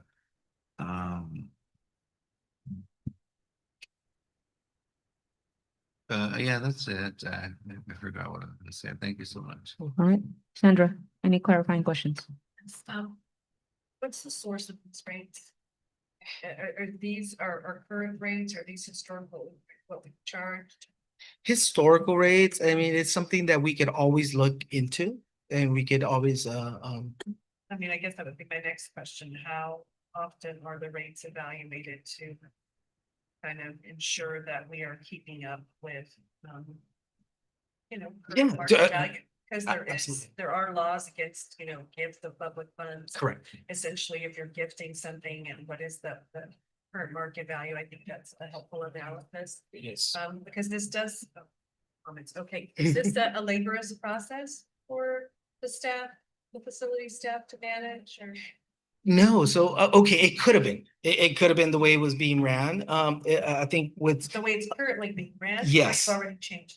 yes, correct. We've already changed. We've already worked on all these terms and conditions already in place. So, now it's currently ran by, Angie at our business services, with me being a direct, I don't want to say backup, but direct partner with them, because we know the facilities, we know, especially some of these rentals may have custodial staff. We're on it. We're communicating. So Okay, so to clarify, these, the cost that is listed here has not been evaluated to ensure that it's competitive. no, I believe the last time that it was evaluated was 2023. Yeah, that's when it was approved. 2020, Yeah, so I mean, it could be a good time to. Buzz. thank you. Angelo, any clarifying questions? Martha, clarifying questions? I do. So clarifying that the changes that were made, because originally this was at the business office, handled all of the agreements that took place with any vendor. And so did I hear you say that now it's facilities, or is it still business? No, it's still business. Okay, It's still business. We're just not. You guys are just collaborating. Yes, we're just not Okay. handing it over to them. It's collaboration. Okay. Because it requires so much, yeah. So did the agreement change? No, so what we, Because you're saying that. yes, it's yes, new. it did. Yes, correct. Because It- I've it- sat in several meetings with Bulldogs and others, and the agreements, and they look the same to me. Correct. No, so it's changing so that it actually reflects what you, the board, approved a couple of years ago. The board approved new board policies back in 2023. And we hadn't caught up. Does that make sense? So we're actually making sure that they are matching what you've asked. Interesting. Okay.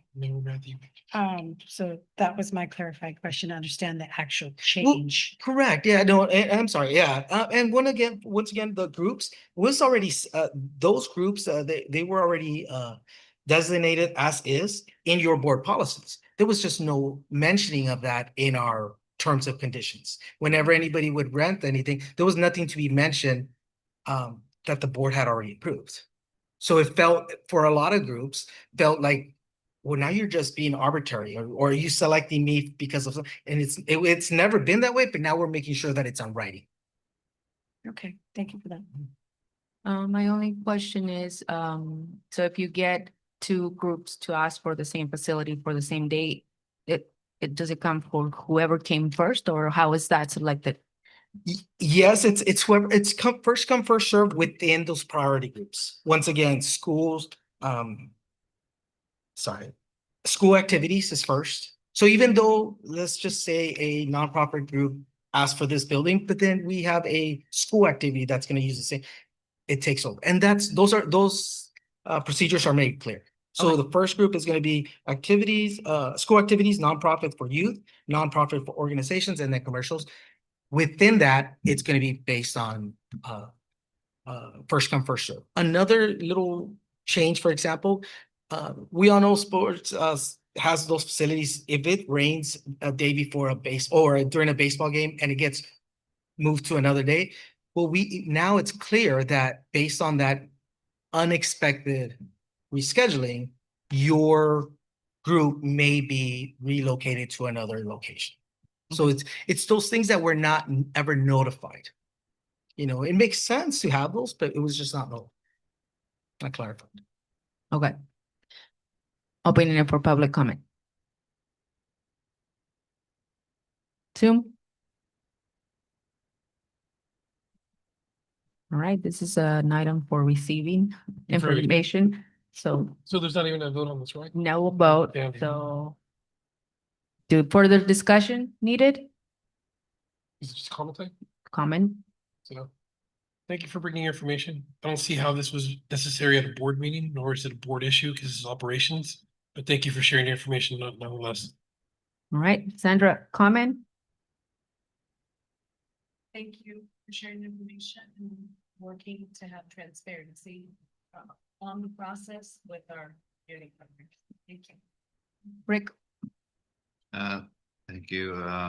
Again, this is something that the public wonders about and needed to be in my opinion, in a board meeting so the public can see and get questions answered. Thank you. Martha?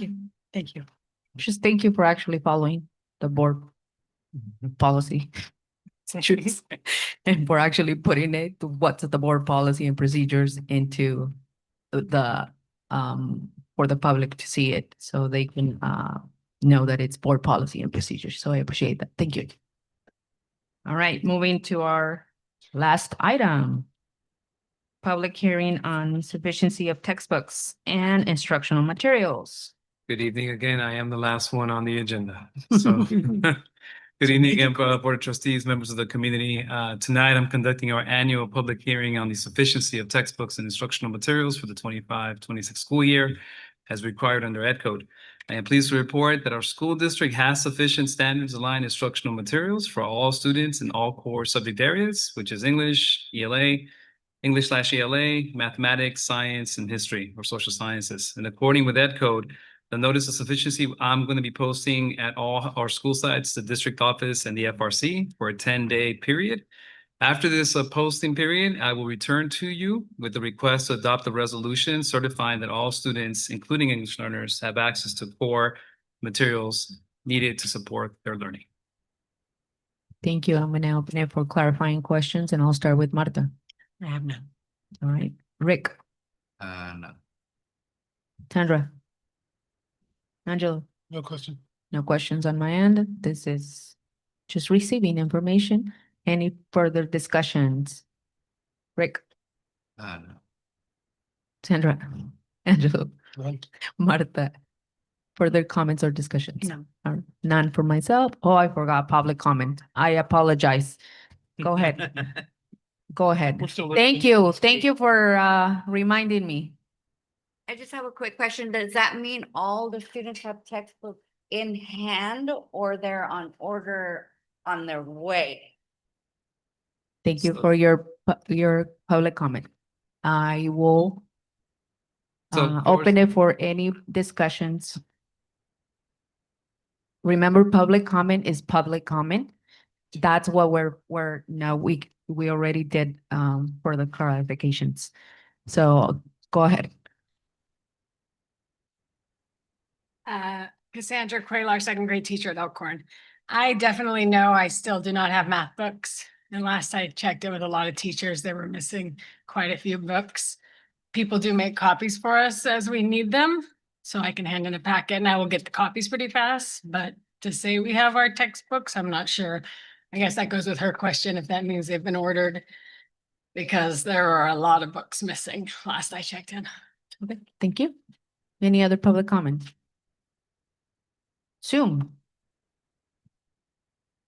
All right, this is informational item. I'm going to open it for any discussions or comments. And I'll go again around discussions and comments, and I'll start.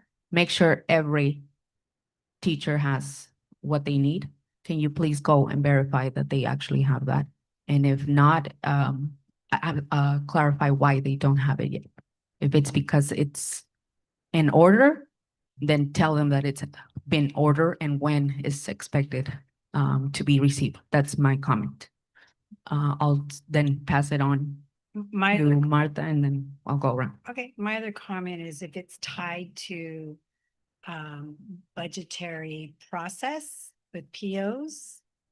I just, I hear when we're doing our budget meetings that, POs were not allowed to be processed at a certain time due to budgets. So it'd be I'd like to understand if that had any effect in getting books on time. Right?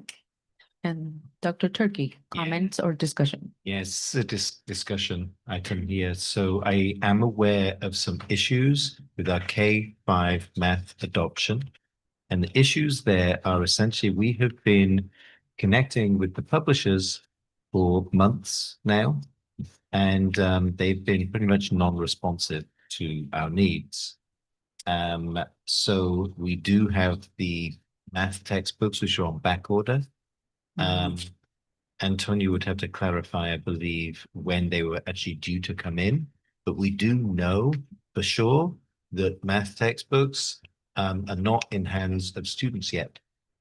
And that is something which we've been working on literally for months, and we feel pretty let down by the publisher.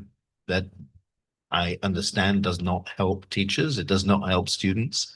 We are making at each school, we have a system to make copies for teachers so that we know that they actually get at least a photocopy in front of them. And it's something which we're working on to fix, but I would need to defer to Antonio on the actual timeline. All right. Any comment, Angela? No. Sandra? I would just say that it's clearly not an ideal situation. And that sometimes when we're the administration, we have to connect with teachers and at least let them know what's going on. So there isn't this disconnect that I see in a lot of different organizations, and maybe in administrative, you're so busy that you forget to say, we're not getting an answer. You don't have books. This is what we're doing to support you. We've actually communicated that with folks. Okay. Because I'm not sure, I mean, I'm hoping that's got to the classroom teacher, the communication around this. I think that's always an area that can be strengthened. Yeah. Thank you. Rick? I don't know if I should ask, but you could tell me. So our new rules of order goes the clarifying, then public comment, and then what was the last part? Rick, I'll go into that one, but do you have any comments or discussions for this one? Okay, no. Okay, so, all right, thank you for the information, and just, again, my only comment is make sure communication goes through of why yes or why no students have their books. Thank you. Thank you. All right, Rick, it's